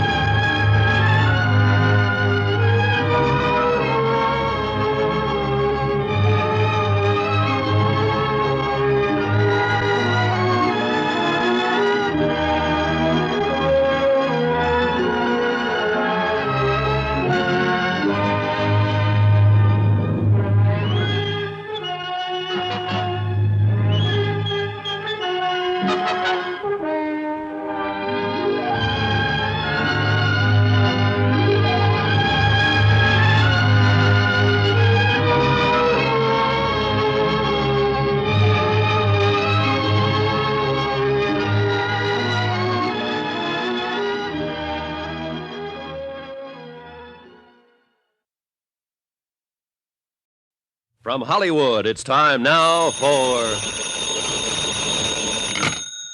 Johnny Dollar. This is Charlie Burton, Mr. Dollar. Oh, yes. Was hoping you'd come out of seclusion. Seclusion? I arrived in Ensenada at 4 o'clock this afternoon. It's now 10 p.m., and I still haven't been able to see the man I'm supposed to protect. I did not invite you here, Mr. Dollar. I do not need any protection. Well, my insurance company doesn't agree with you, and they've got $500,000 riding on your life. Look, my life has not been threatened. That note was a mere bit of buffoonery perpetrated by one of those nearest and dearest to me. One of those to whom I have unstintingly devoted my Oh, entire... knock it off, Burton. I know the good old lovable Charlie legend, and I've seen your TV show. Well, naturally. Look, are you going to talk to me, or do I wire my company to cancel your policy and notify your sponsor that you've refused to cooperate with us? Mr. Dollar, you may come down to my room in 10 minutes. I'll be there in an hour, Burton. You wait on me for a change.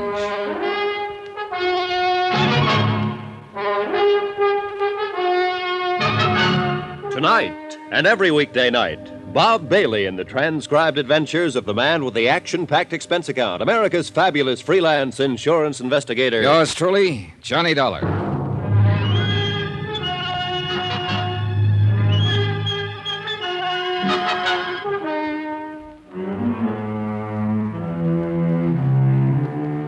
From Special Investigator Johnny Dollar, location Ensenada, Mexico.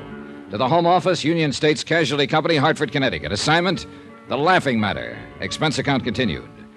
Item 5, $1.40. Taxi from the hotel in the village to the Commandancia of Police on Frente Avenue. I wanted a rundown of one of the maids at the hotel, a girl named Velena Morales. I'd seen her on the hotel terrace shortly after dark near Charlie Burton's room. Seen her arguing with some man who'd managed to slip away from me in the darkness. Captain Peral said he'd check with me later and politely avoided asking what it was all about. If he had, I couldn't have told him. The Charlie Burton comedy show was on location at Ensenada, Mexico, and Frank Maltz, the producer, had frantically phoned Hartford and claimed Burton's life had been threatened. Burton thought it was a practical joke. Maltz didn't know. Neither did I. But I was there to find out.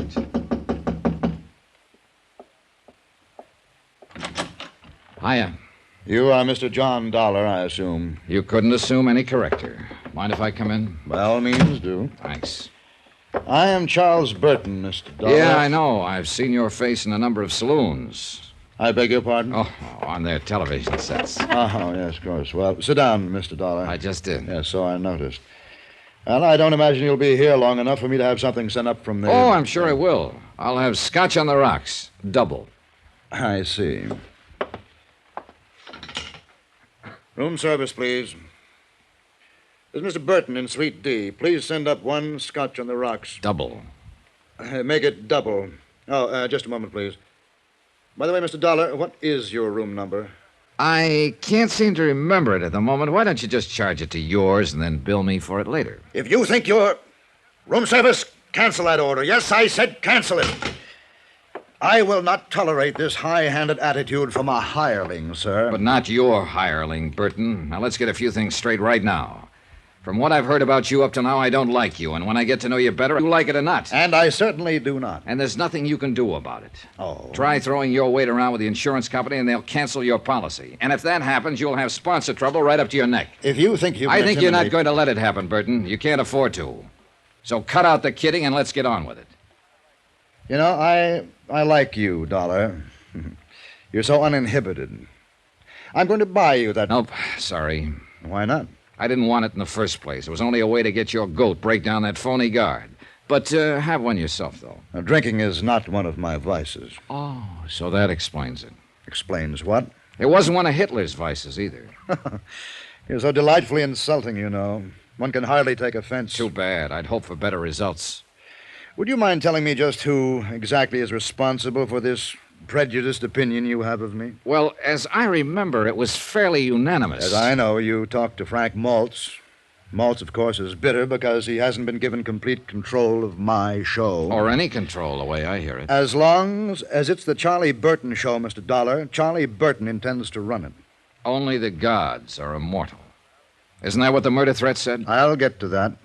Then there's Gloria Dale, my leading lady. Dear Gloria.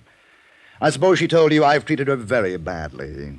Practically forced her to sign a contract that pays her several $1,000s a week.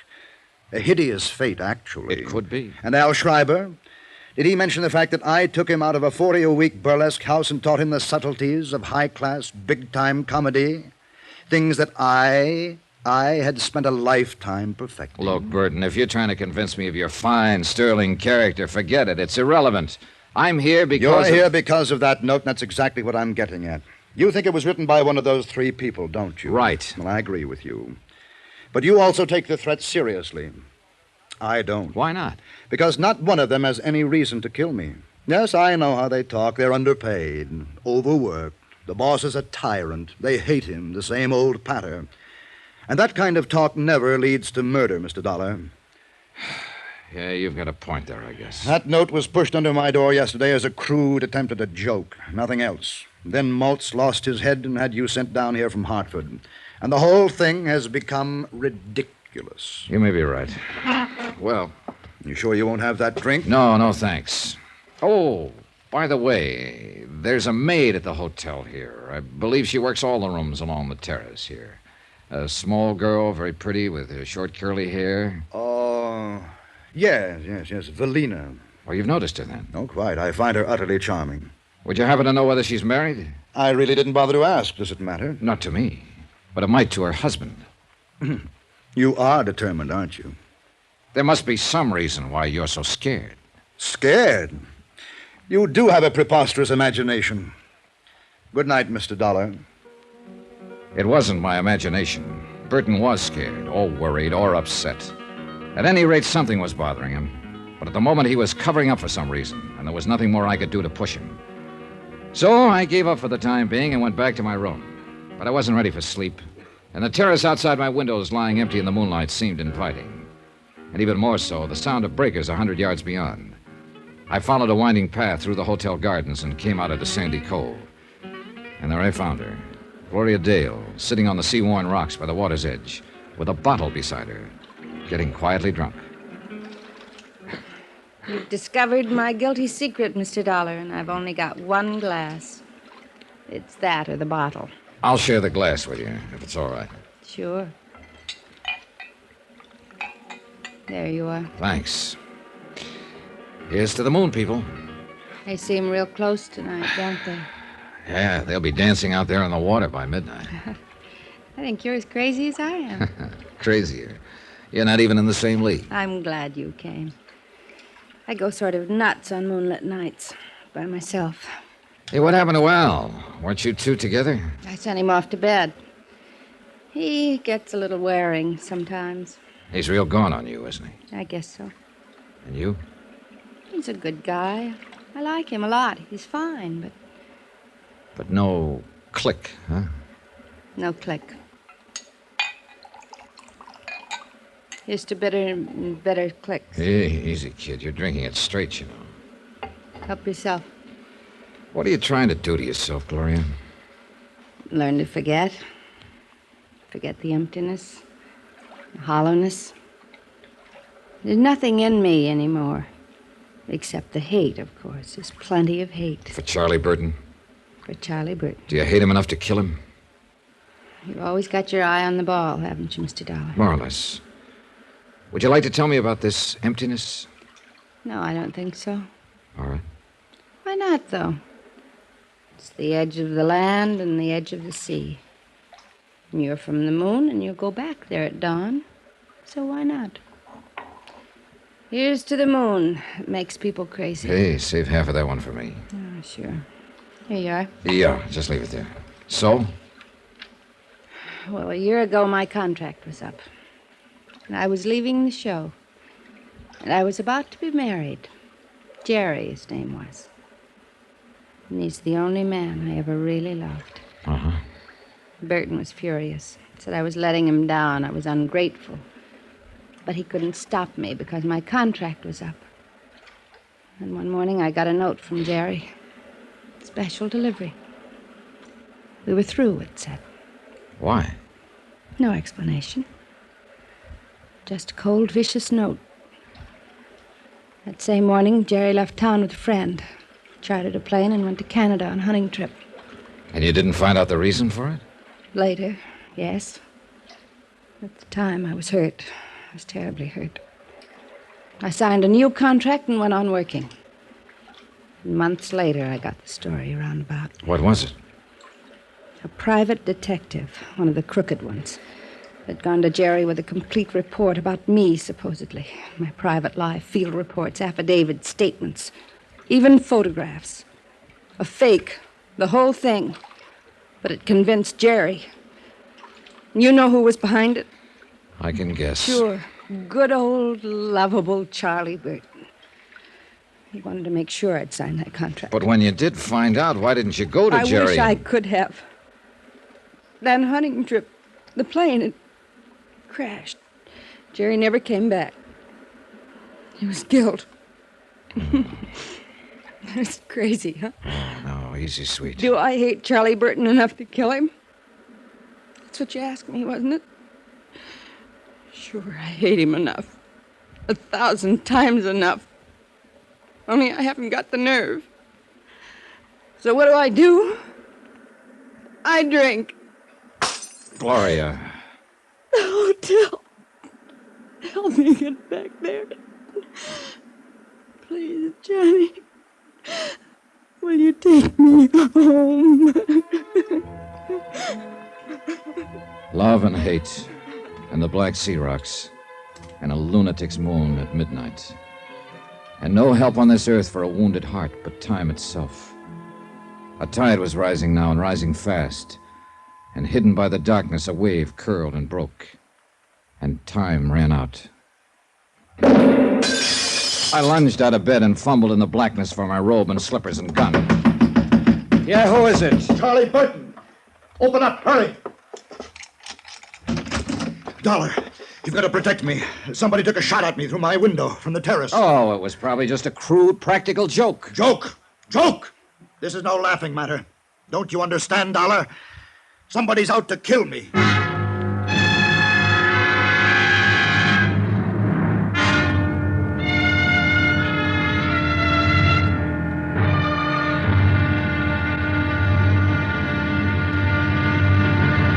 Now, here's our star to tell you about tomorrow's intriguing episode of this week's story. Tomorrow, a thickening web, clinging and sticky. But one of the flies pulls free by using a gun. Join us, won't you? Yours truly, Johnny Dollar. Yours truly, Johnny Dollar, starring Bob Bailey, is transcribed in Hollywood. Written by Les Crutchfield, it is produced and directed by Jack Johnstone. Be sure to join us tomorrow night, same time and station, for the next exciting episode of Yours truly, Johnny Dollar. Roy Rowan speaking.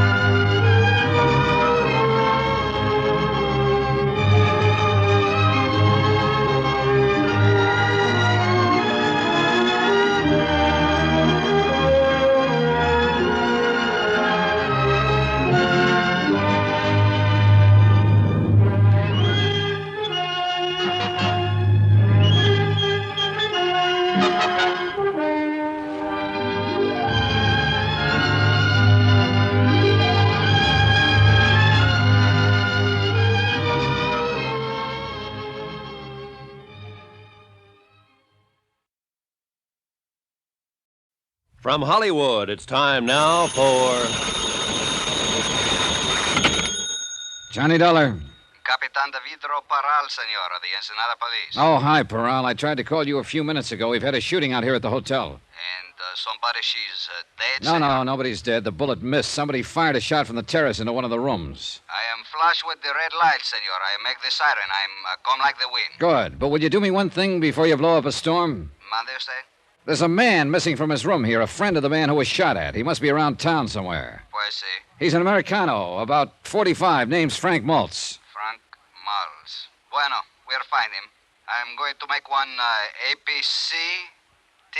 B, you mean, APB. Sí, APB, like on radio in Los Estados. All right, hop to it, Peral. Sí, senor. Senor, what it is, this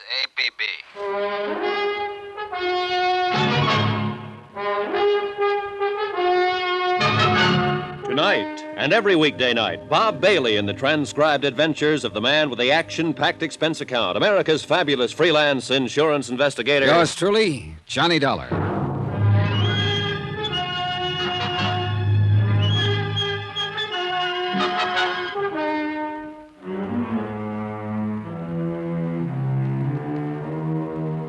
From Special Investigator Johnny Dollar, location Ensenada, Mexico.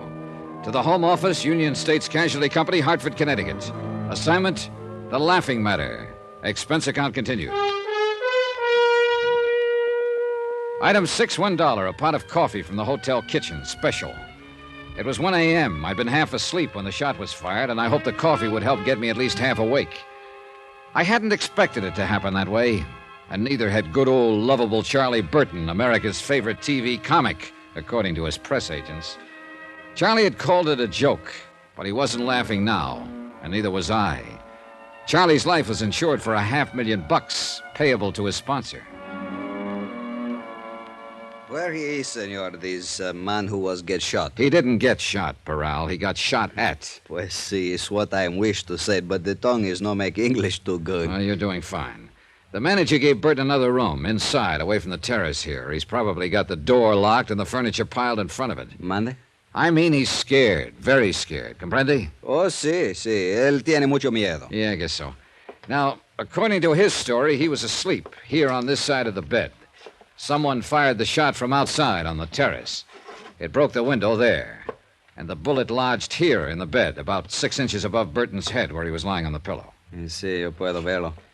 And then he is wake up quick. He is Is no see nobody, senor? Is no hears nobody? No, he was too scared to know. He jumped out of bed, ran down the inside corridor, and banged on my door. I searched the terrace right away and didn't find a thing. And these other people which are work for him to make the television, they are also having room which are close to this? Peral, your tongue may not make the English too good, but there's nothing wrong with your head. Mande usted? I mean, you're okay, amigo. You're a good cop. Gracias, senor. Yes, any one of them could have fired that shot. And they are big which ones, these people? Well, there's Frank Maltz. He's the producer of the Charlie Burton show. He's the one who was missing from his room, the one I asked you to locate. I see, you say. Then there's Gloria Dale. She's the feminine star of the show. She's in the third room down. She is in the room of her when the shoot was fired? Yeah, she'd gone to bed. I had to beat on the door to wake her. She hadn't even heard the shot. She'd been pretty upset. She'd been drinking earlier. See? It's always the same. These Americanas ladies which have come to Ensenada, always they are drink too much. Yeah, you may be right. Anyway, the third member of the group is Al Schreiber, second room down. He's an actor, too. And where he is when these things happen? In bed, so he says. The shot woke him up, and he came out into the corridor while Burton was banging on my door. And these are all, senor? Yep, that's the bunch. Which one you think is not like this Charlie? Every single one of them hates him. Then there's another possibility, too. That girl I asked you to check on earlier, the maid who works here at the hotel. You see, la señora Evelina Morales. Pues we are looking, but we are not find her yet. Oh? Ella no está en casa. She are no at her house, señor. Oh, I see. Ni el marido tampoco es. Also, the, how you say, her husband is gone. Oh, then she is married. Pues sí, señor. You're still looking for her, aren't you? Pues sí, señor. No tenga cuidado. It's no big town, Ensenada. We are find her too soon now. I think es por mí, yo creo. I am tell the manager I was here. La policía acá. Sí, capitán de vidro Paral. ¿Dónde? Bien, sí. Muy bien. Bien, adiós. This man you are say have disappeared, senor. Frank Maltz? He was now be found. Where is he? Es un cantina, a nightclub. It's called the 21. 21. Where is it? In town somewhere? You see, it is a, how you say, senor, it's one big hot spot.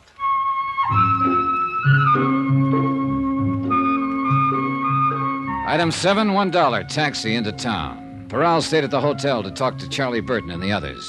I thought it might do some good, at least by keeping them off balance. Regardless of his knowledge of English, Peral was a smart lad, and his eyes never missed a thing. The 21 may have been a hot spot earlier, but at this time of night it was almost deserted. There were a few weary B-girls drowsing at the bar, a scant handful of last-ditch patrons, and Frank Maltz, alone at a table, glowing with mellow geniality and bottled health. Well, now, another night out with insomnia and a taste for dives. Pull up a chair, Johnny. Thanks. Been here long? Forever. Oh. At least for years and years. I am part of the place, my boy. These worm-eaten rafters, the crumbling walls, this musty aroma of ancient tequila that was spilt on these tiles long before you were even born. I see. You see, the place was built by the conquistadores, and I dropped in the very next day. I've been here ever since. Maltz, look, chum. Now, speak softly, softly, friend. This is hallowed ground.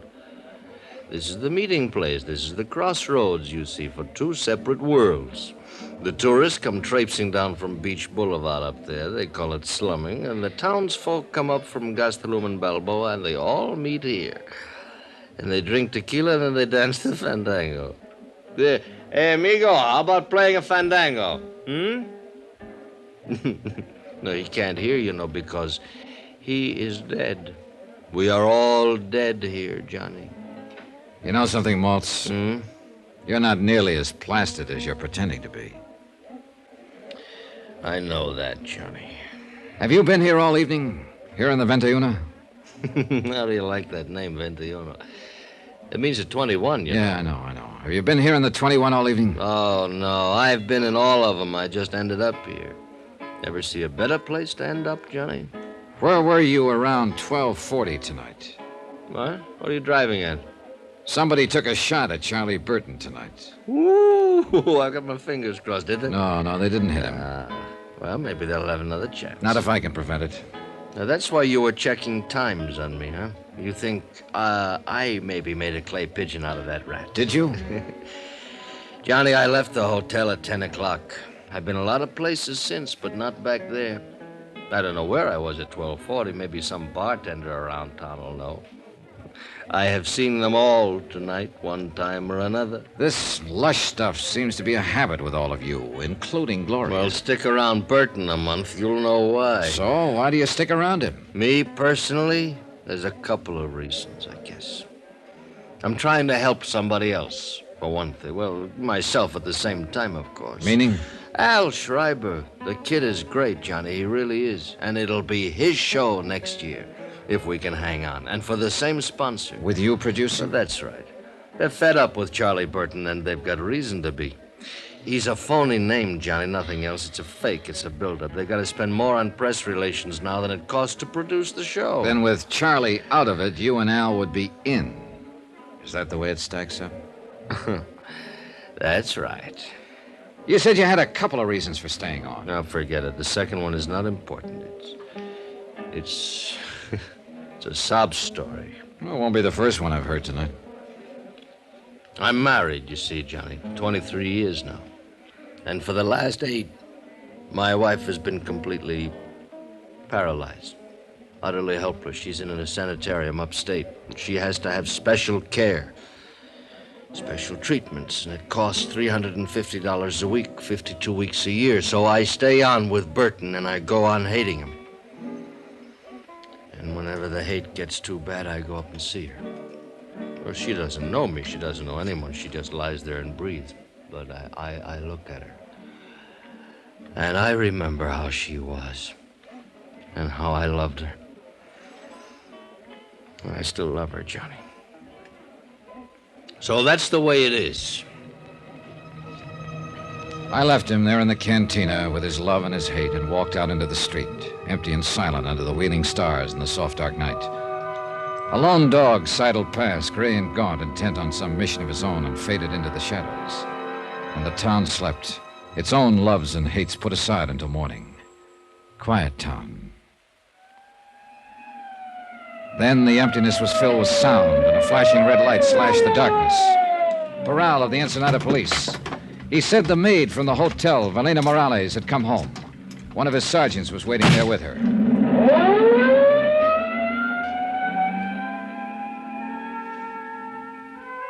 Buenas noches, senora. Buenas noches. The tiny room was lit by a flickering oil lamp, and a candle burned beneath a crucifix on the wall above the bed. Cement floor and adobe walls, bare and clean, like the cell of a nun in a convent. ¿Y su hombre? ¿En dónde está él? Yo no sé. She was young, ¿Qué le pretty, importa? and at the moment very ¿Dónde estabas frightened. tú más temprano? En la casa de una amiga. ¿Por qué me preguntas? Espérate, señora. Hace poco uno trató de matarle a un señor. Allá en el Hotel Balboa. ¿Qué dices? ¿Cuál señor? Un americano. El señor Carlos Burton. Ay, de mí. ¿Qué tengo yo que hacer? She talked, Ya no hay half remedio. crying, and ¿Quién Parral sabe qué vamos a translated. hacer ahorita? Charlie Burton, Y ahora no old, hay lovable remedio. Charlie, had been Yo bothering ni her, por annoying her at the supuesto hotel. que él lo más hablaba, She tried to que no avoid him, creía que but had él made the fuera mistake of ser telling her tan husband. duro. He'd been furious and had come to the hotel earlier in the evening. That's when I'd seen the two of them arguing on the terrace. She hadn't seen him since. So, Senor Dollar, what is it you think? I think you'd better find a husband, and find him quick.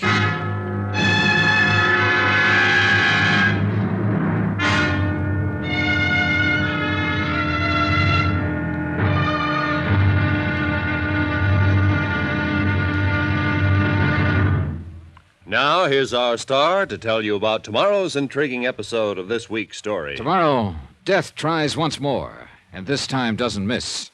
But Death, you know, is blind. Join us, won't you? Yours truly, Johnny Dollar.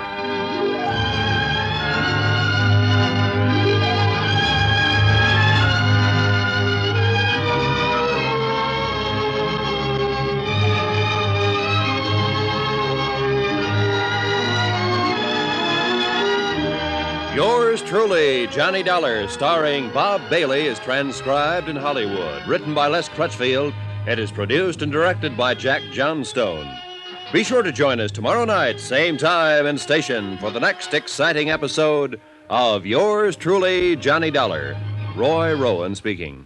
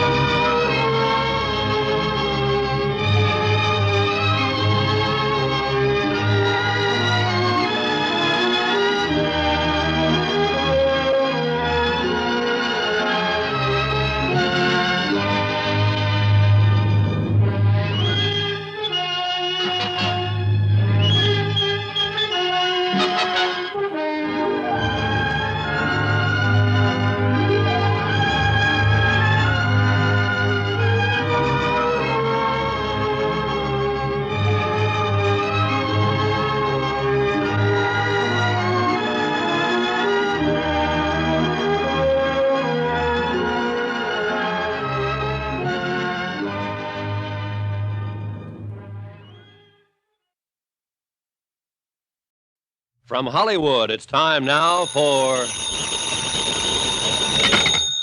Johnny Dollar. This is Charlie Burton speaking. Oh, morning, Burton. So you're still alive, huh? If that was an attempt at humor, it was entirely out of place. Well, it's early yet. I'm the comedian, and I'll make the jokes. Your job is to protect my life. Don't tell me you've been shot at again. This time of morning? Boy, whoever it is really must hate you, Burton. Dollar, so help me. So help you nothing. You may be good old lovable Charlie to 40 million television viewers, but to me, you're just a pain in the neck. I'll remind you, To my clients, you're worth $500,000 because he was fool enough to write an insurance policy on your life, but not to me. My price on you is a fast 3 cents, give or take a couple. My life has been threatened. Sure, and that's why I'm here. But yesterday, when I tried to get you to cooperate, you called it a practical joke. Well, I'm not calling it that now. No, because somebody tossed a bullet at you last night and scared the living pants off of you. Well, call Captain Peral of the Ensenada Police. Mr. Dollar. Look, I need another hour's sleep, so don't phone my room again before 9 o'clock. Goodbye.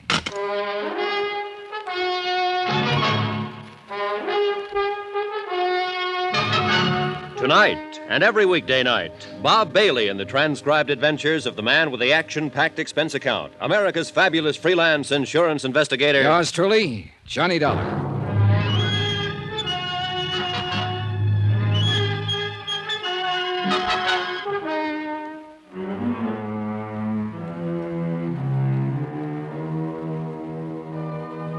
From Special Investigator Johnny Dollar, location Ensenada, Mexico. To the Home Office, Union States Casualty Company, Hartford, Connecticut. Assignment, The Laughing Matter. Expense account continued. Item 10, 50 cents, room service on a glass of orange juice. Another hour's sleep was out of the question. Just hearing his voice on the phone left me too mad to relax. One of America's most popular comedians, a living legend. And yet his whole cast, the people down here with him on location, hated the ground he walked on. Personally, I was on their side. But my job was to protect his life from some unknown enemy who'd sent him a threatening note. And last night, the threat had become action in the form of a shot fired from the darkness. It was my job to see that the killer didn't get a second chance. And that's what I was being paid for, and the fact that Charlie Burton was a Class A stinker was irrelevant. Frank Maltz, executive producer of the Charlie Burton Show, and practically the only early patron of the hotel breakfast room, was sitting at a table alone. Good morning, Johnny. I left him sitting in almost the same position at 2 o'clock in the morning. Only the table then was in a backstreet cantina in town. He was apparently remembering it, and he avoided my eyes until the waiter had brought my coffee and gone away. I guess I made quite a fool of myself last night, huh? Oh, when was that? Nice of you to ask, Johnny. This is good coffee. Oh, you'd been making the rounds last night, for whatever reasons, and you felt like talking. But I wouldn't call that making a fool of yourself. All right. Thanks. You were sober enough when I left you. Oh, sure. You just sat there and let me talk it out. Where'd you go, anyway? I came out of the cantina a few minutes later. You disappeared. Captain Peral, Ensenada Police, picked me up in a prowl car. He'd located that maid from the hotel here. We went to her home and talked to her. So? Well, for the moment at least, you and Al and Gloria Dale are apparently off the hook. Oh? The maid says Burton was always annoying her whenever she was on duty here. He was. I told him to lay off. Well, her husband found out and came out here to the hotel yesterday evening. I saw him and his wife arguing out there on the terrace just after dusk. But I didn't know what it was all about at that time. Anyway, that's the last she saw him. He didn't come home last night, and he's still missing. I just talked to Peral on the phone. They've got half the police force looking for him. And you figure he's the one who took a shot at Charlie last night? Kind of adds up, doesn't it? Well, I guess so. I hope they find him, Johnny, before he finds Charlie again. I'd hate to see a poor devil take a rap for killing a louse who isn't worth it. Yeah, I know what you mean. Well, the chances are they will. Didn't either one of you fellas ever get to bed last night? Not for long. Morning, Al. Oh, my goodness, Frank. You look awful, man. You must have slept on your face. I look the same as I look every morning. You want some breakfast, Al? No, thanks. I'm skipping it. I'm going to try to get in a dip in that pool before old Blubber Tummy oozes out of his feather bed. Oh, I don't think he'll be using the pool this morning. Not if he remembers what we're shooting today.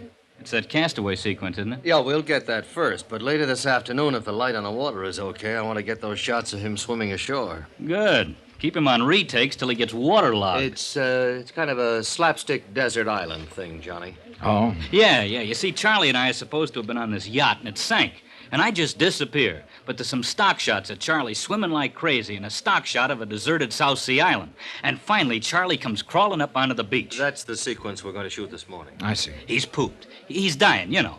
Then I step out from behind a bush, and I'm wearing a full-dress suit, white tie and tails. He thinks he's crazy or something. It starts building from there, then, Johnny. Yeah, I get the idea. He's thirsty, see? So I reach under my coat and bring out a soft drink, an ice-cold bottle. And I open it and give it to him. It says Cott Quality Beverages on the bottle, C-O-T-T. Yeah. So Charlie asks, is it any good? And I say, it's Cott, man. And he says, so what? And I say, so it's Cott to be good.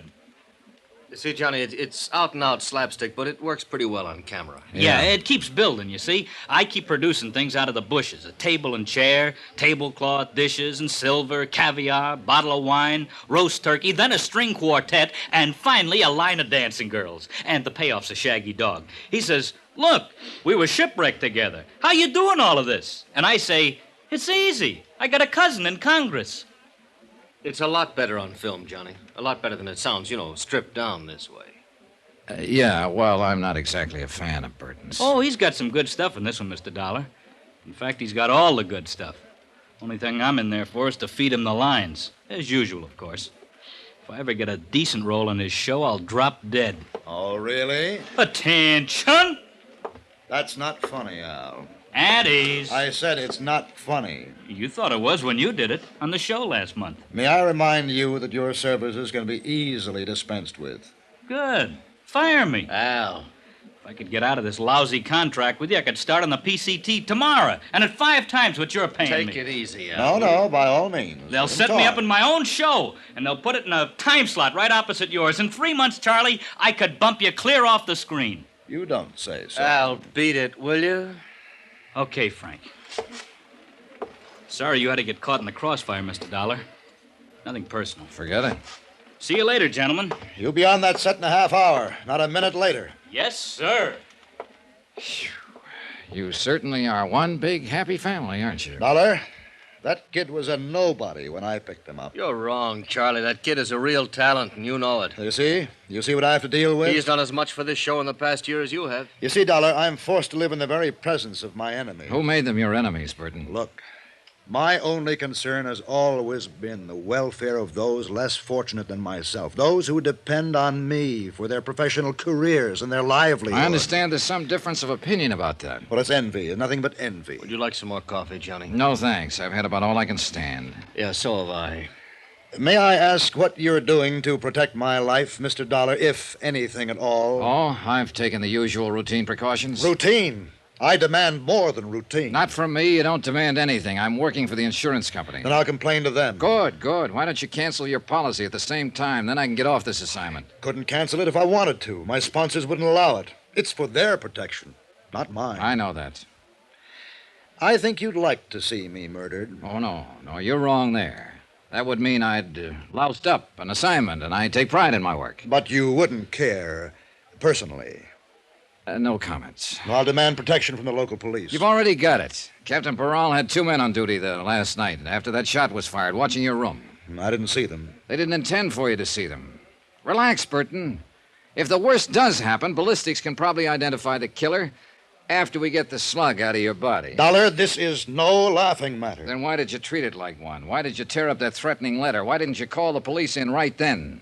Why didn't you cooperate with me yesterday when I got here? And why the devil did you make a pass at an 18-year-old girl in the first place and get her husband out gunning for you? You mean you know who's trying to kill me? If it's any satisfaction to you, Burton, just in case he gets past us, you probably have been killed by a man named Nacho Morales. His wife is a maid here at the hotel, as you no doubt know. That little native girl? Yeah, that little native girl. Oh, now, look, both of you. No, I was wrong. I admit it. I just lost my head, I guess. When a man's under pressure all this time, as I am, he doesn't always think straight. Now, I didn't mean any harm toward her. Maybe you'll be able to convince Nacho of that, if he waits long enough to listen. No, don't, please. I know you hate me. All of you do, but I'm not as bad as you think. You just don't know the load a star has to carry. Then why don't you tell us about it? You, Frank. You don't think I'm being fair with Al. You think I'm holding him back, not giving him a chance. Well, you're wrong. I'm actually carrying him, teaching him things I've learned over the years. Oh, he knows quite a bit now, Charlie. So you don't believe me? You don't think I know what I'm talking about? Well, let's... All right, I'll show you. Al said he was written down in today's sequence. He said that I had the great role. You heard him say it. Well, yes, Then Charlie, let him have it. I'll What? trade with him. You mean that? Yes, I mean it. Let him change any line he wants. To fit his style, he can play it any way he likes. I'll take that role he says is so bad, and I'll still come out the star. All right. Charlie, we'll have a go at it. Fine. I'll see you on the set, unless somebody manages to kill me first. Good morning, gentlemen. Oh, I never thought I'd live to see the day. Yeah, that shot last night must have really shaken him up. Oh, that kid will make him look sick, Johnny. He doesn't know what he's in for. Well, there's one way to find out. Oh, wait a minute, Johnny. I've been thinking about something you said. Oh? That maid, Morales' wife, does she speak English? Nope, just Spanish. Well, what about her husband? Same deal, only Spanish. Well, but the note, Johnny, the murder threat Charlie got, that was written in English. Yeah, I know. The South Sea Island set was built on the beach at the far end of the bay. The technicians and the rest of the cast were already there when Maltz and I arrived, and they started shooting 15 minutes later. Gloria Dale wasn't in the sequence, so she slept in at the hotel. Some of Captain Peral's men were on hand, on the lookout for Nacho Morales, but he didn't show. By 3 in the afternoon, they were nearly finished. They'd shot the last scene once, but Maltz decided on a retake. So Hal sat down again at the fully laid table on the beach, and they started to roll. He poured himself another glass of colored water from the prop wine bottle and began to carve the roast turkey while he exchanged lines with Burton. Then suddenly Al missed a cue, faltered on a line, and Maltz cut the cameras. Al pushed back from the table, stood up slowly, then staggered and fell. I rushed toward him, pushed through the crowd that was gathering, and kneeled down beside him. But he was already dead.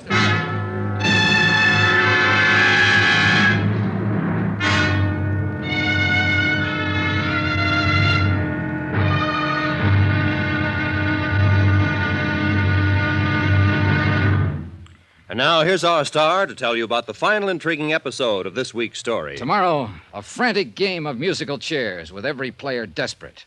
Because the loser in this game gets the electric chair. Join us, won't you? Yours truly, Johnny Dollar.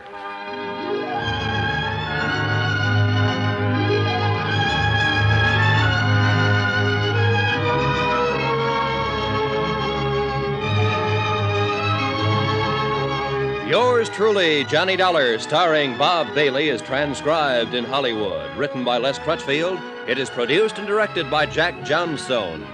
Be sure to join us tomorrow night, same time and station, for the next exciting episode of Yours truly, Johnny Dollar. Roy Rowan speaking.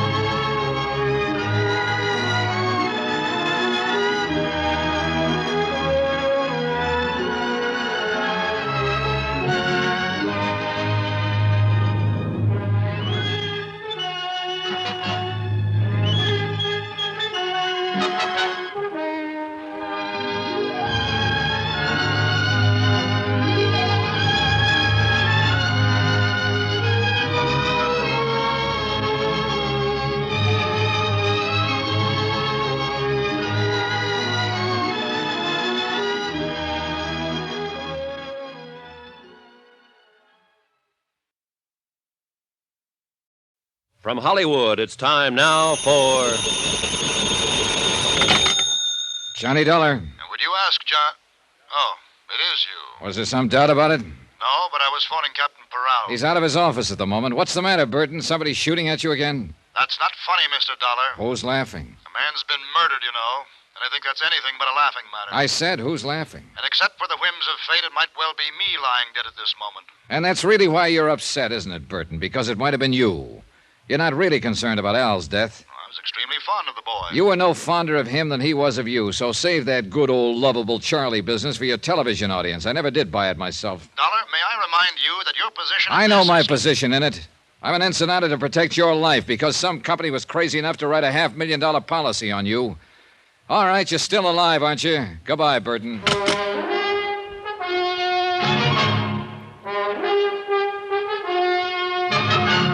Tonight and every weekday night, Bob Bailey in the transcribed adventures of the man with the action-packed expense account, America's fabulous freelance insurance investigator. Yours truly, Johnny Dollar.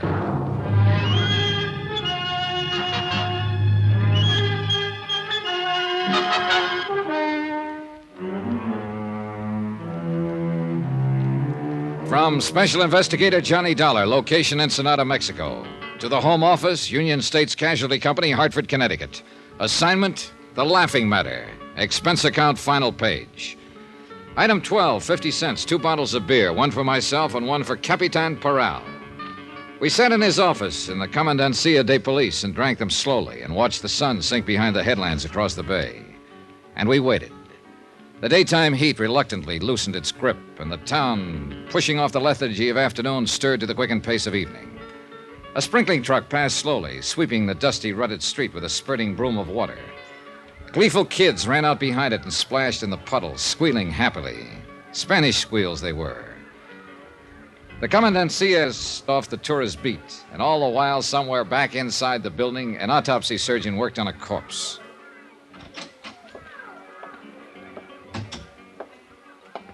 Bueno, señor. Ya está listo. The medical is all finished now. Well, what's the verdict, Perot? It's what we are thinking. Él se mató por veneno. He was, how you say, poison. What kind of poison? Él dice cianura. How you call it? Cyanide? Si, senor, cyanide. And he say also are very much cyanide in this bottle which you has give to me. Yeah, I thought it smelled like it. Al drank a glass and a half out of it and then dropped dead right in front of the camera. And you are said the wrong man has drunk it, the wrong one is get killed, no? That's right. Charlie Burton was supposed to play that role himself. But this morning at breakfast, he agreed to let Al have the part. I was there, I heard it. So if he was not do that, he is one who will be dead now. Sure, Charlie Burton himself.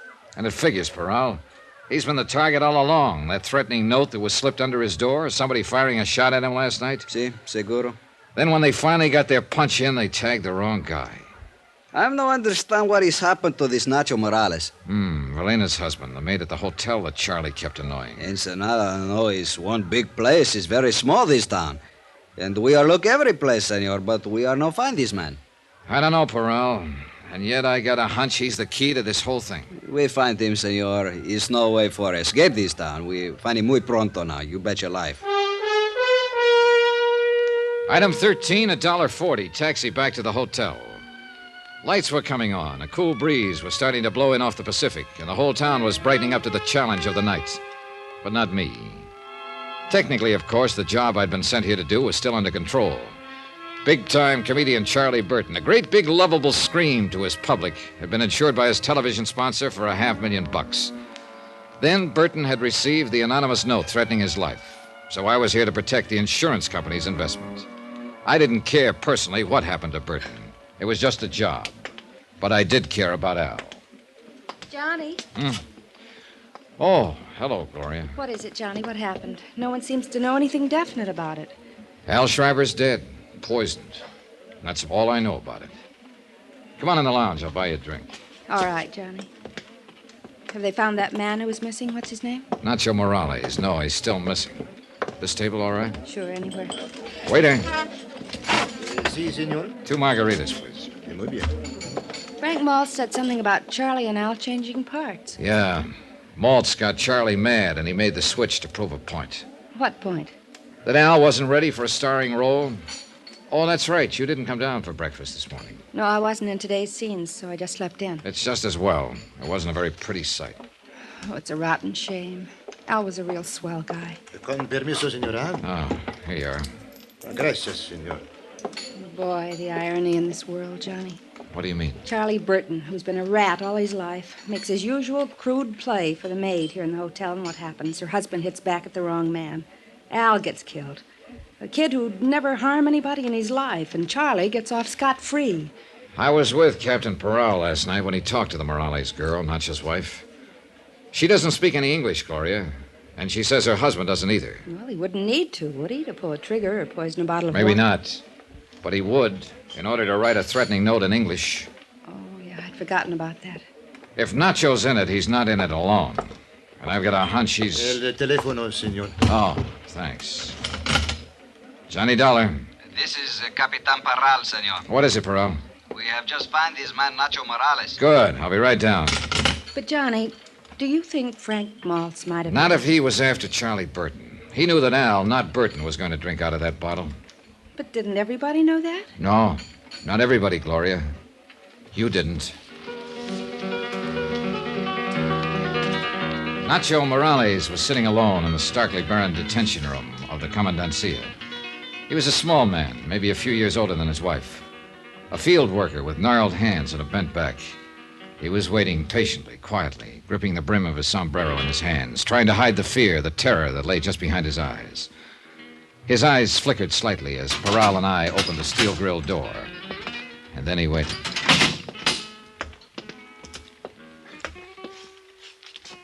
Buenos días, hombre. Buenos días, capitán. Tú eres Nacho Morales, ¿es verdad? Sí, señor. ¿Y eres tu esposa de Evelina Morales? Sí, señor. ¿Cómo pasó la noche, hombre? Pues, Blocked regular, off by the señor. barrier of language, I Regular. watched while Peral ¿Dónde estabas questioned anoche? him, stopping now and then to translate. En la barca de pescar. Then de un Peral amigo. asked the question that started the avalanche. Es la pura verdad, señor. Dígame una cosa. ¿Por qué tú trataste de matar al señor anoche? Why did you try to kill that man last night? No, capitán, es mentira decirlo. Yo no traté de matar a nadie. No es In cierto answer to lo que Peral's usted accusation, puede Nacho's decir. story poured out in a flood of Spanish. And as I stood there listening to it translated, I began to feel sick inside. I'd been blind. All the facts were there, all the evidence, and I'd still failed to spot the play. Nacho's story was the key, it fit, and I knew he was telling the truth. He'd been hiding out on a friend's fishing boat since the night before. He knew he'd be accused. Because he had been at the hotel when the shot was fired through Burton's window. He was hiding in the shrubbery by the terrace, and he'd seen the whole thing. The shot had been fired by Charlie Burton himself.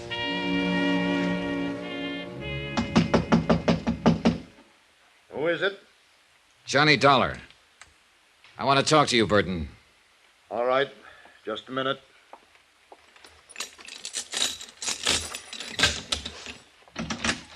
What is it, Dollar? Have they caught that killer yet? Nacho Morales, you mean? Yeah. Peral picked him up about an hour ago. I just came from there. Has he confessed? No, he hasn't. They ought to beat it out of him. That's the only way to make that kind talk. It is, huh? Sit down, Burton. I think you're due for a shock. What are you talking about? Nacho didn't try to kill you. Well, then who did? Nobody. Are you crazy? What about Al Schreiber? I suppose he's not even dead. Oh, he's dead, all right. You ought to know. You killed him. That was your whole plan, wasn't it, Burton? To kill Al Schreiber and get away with it. Everything else was a preliminary buildup. Oh, that's very funny. You ought to be on television. Well, there's going to be an opening soon. You wrote that threatening letter yourself. What? And then tore it up after Maltz had seen it so it couldn't be traced back to you. Well, you get better all the time. You fired that shot through your window from the terrace there. More buildup. Then you made your play, that phony argument this morning. Now, really, Switching Dollar. parts with Al, putting him on the spot, making it look as though somebody had tried to poison you and missed. It was fairly clever, Burton, but you're still going to be tagged for it. Does Peral know all this? Why don't you ask him? I'll be glad to step... All right, Dollar. Don't move. Get your hands up now. Real slow. Is that the same gun you used last night? You're wrong, you know. I'm not going to be tagged. Relax, Burton. There's no capital punishment in Mexico. You can star in all the prison shows. You're too smart, Dollar. You're like Al. And you know what happened when he got too smart. You have dropped his gun, senor. Paral! I started to tell you I'd be glad to call him that he was listening out there on the terrace. He's gone. You drop quick. No! Look out, Paral!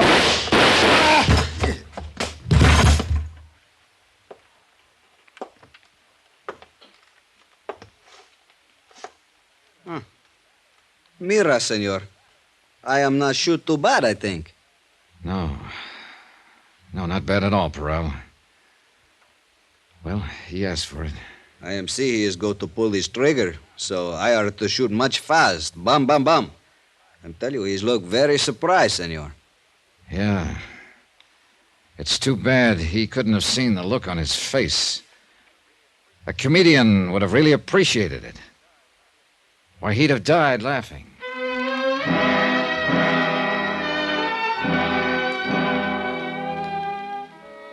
Item 14, $462.30. Hotel and miscellaneous in Ensenada and transportation back to Hartford. Expense account total, $791.55. End of account, end of report. Remarks?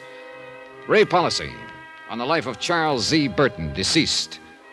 Refer clause 34, subparagraph C, quote. If the insured dies while committing a felony, this policy is null and void, unquote. The Superior Court of Baja California rules that Burton was shot while resisting arrest and committing an assault with a deadly weapon. So you can keep your $500,000. Yours truly, Johnny Dollar.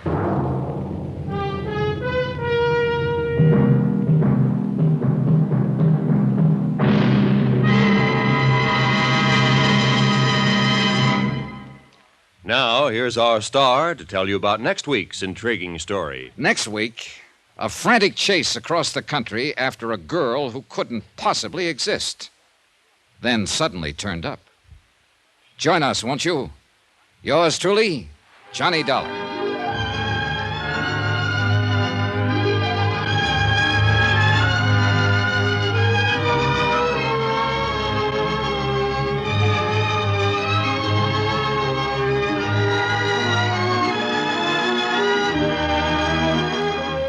Yours truly, Johnny Dollar, starring Bob Bailey, is transcribed in Hollywood. Written by Les Crutchfield, it is produced and directed by Jack Johnstone. Heard in this week's cast were Virginia Gregg, John Daner, Lucille Meredith, Lawrence Dobkin, Gil Stratton, Harry Bartell, and Don Diamond. Musical supervision by Amerigo Marino and Carl Fortina. Be sure to join us on Monday night, same time and station, for another exciting story of yours truly, Johnny Dollar. This is Roy Rowan speaking.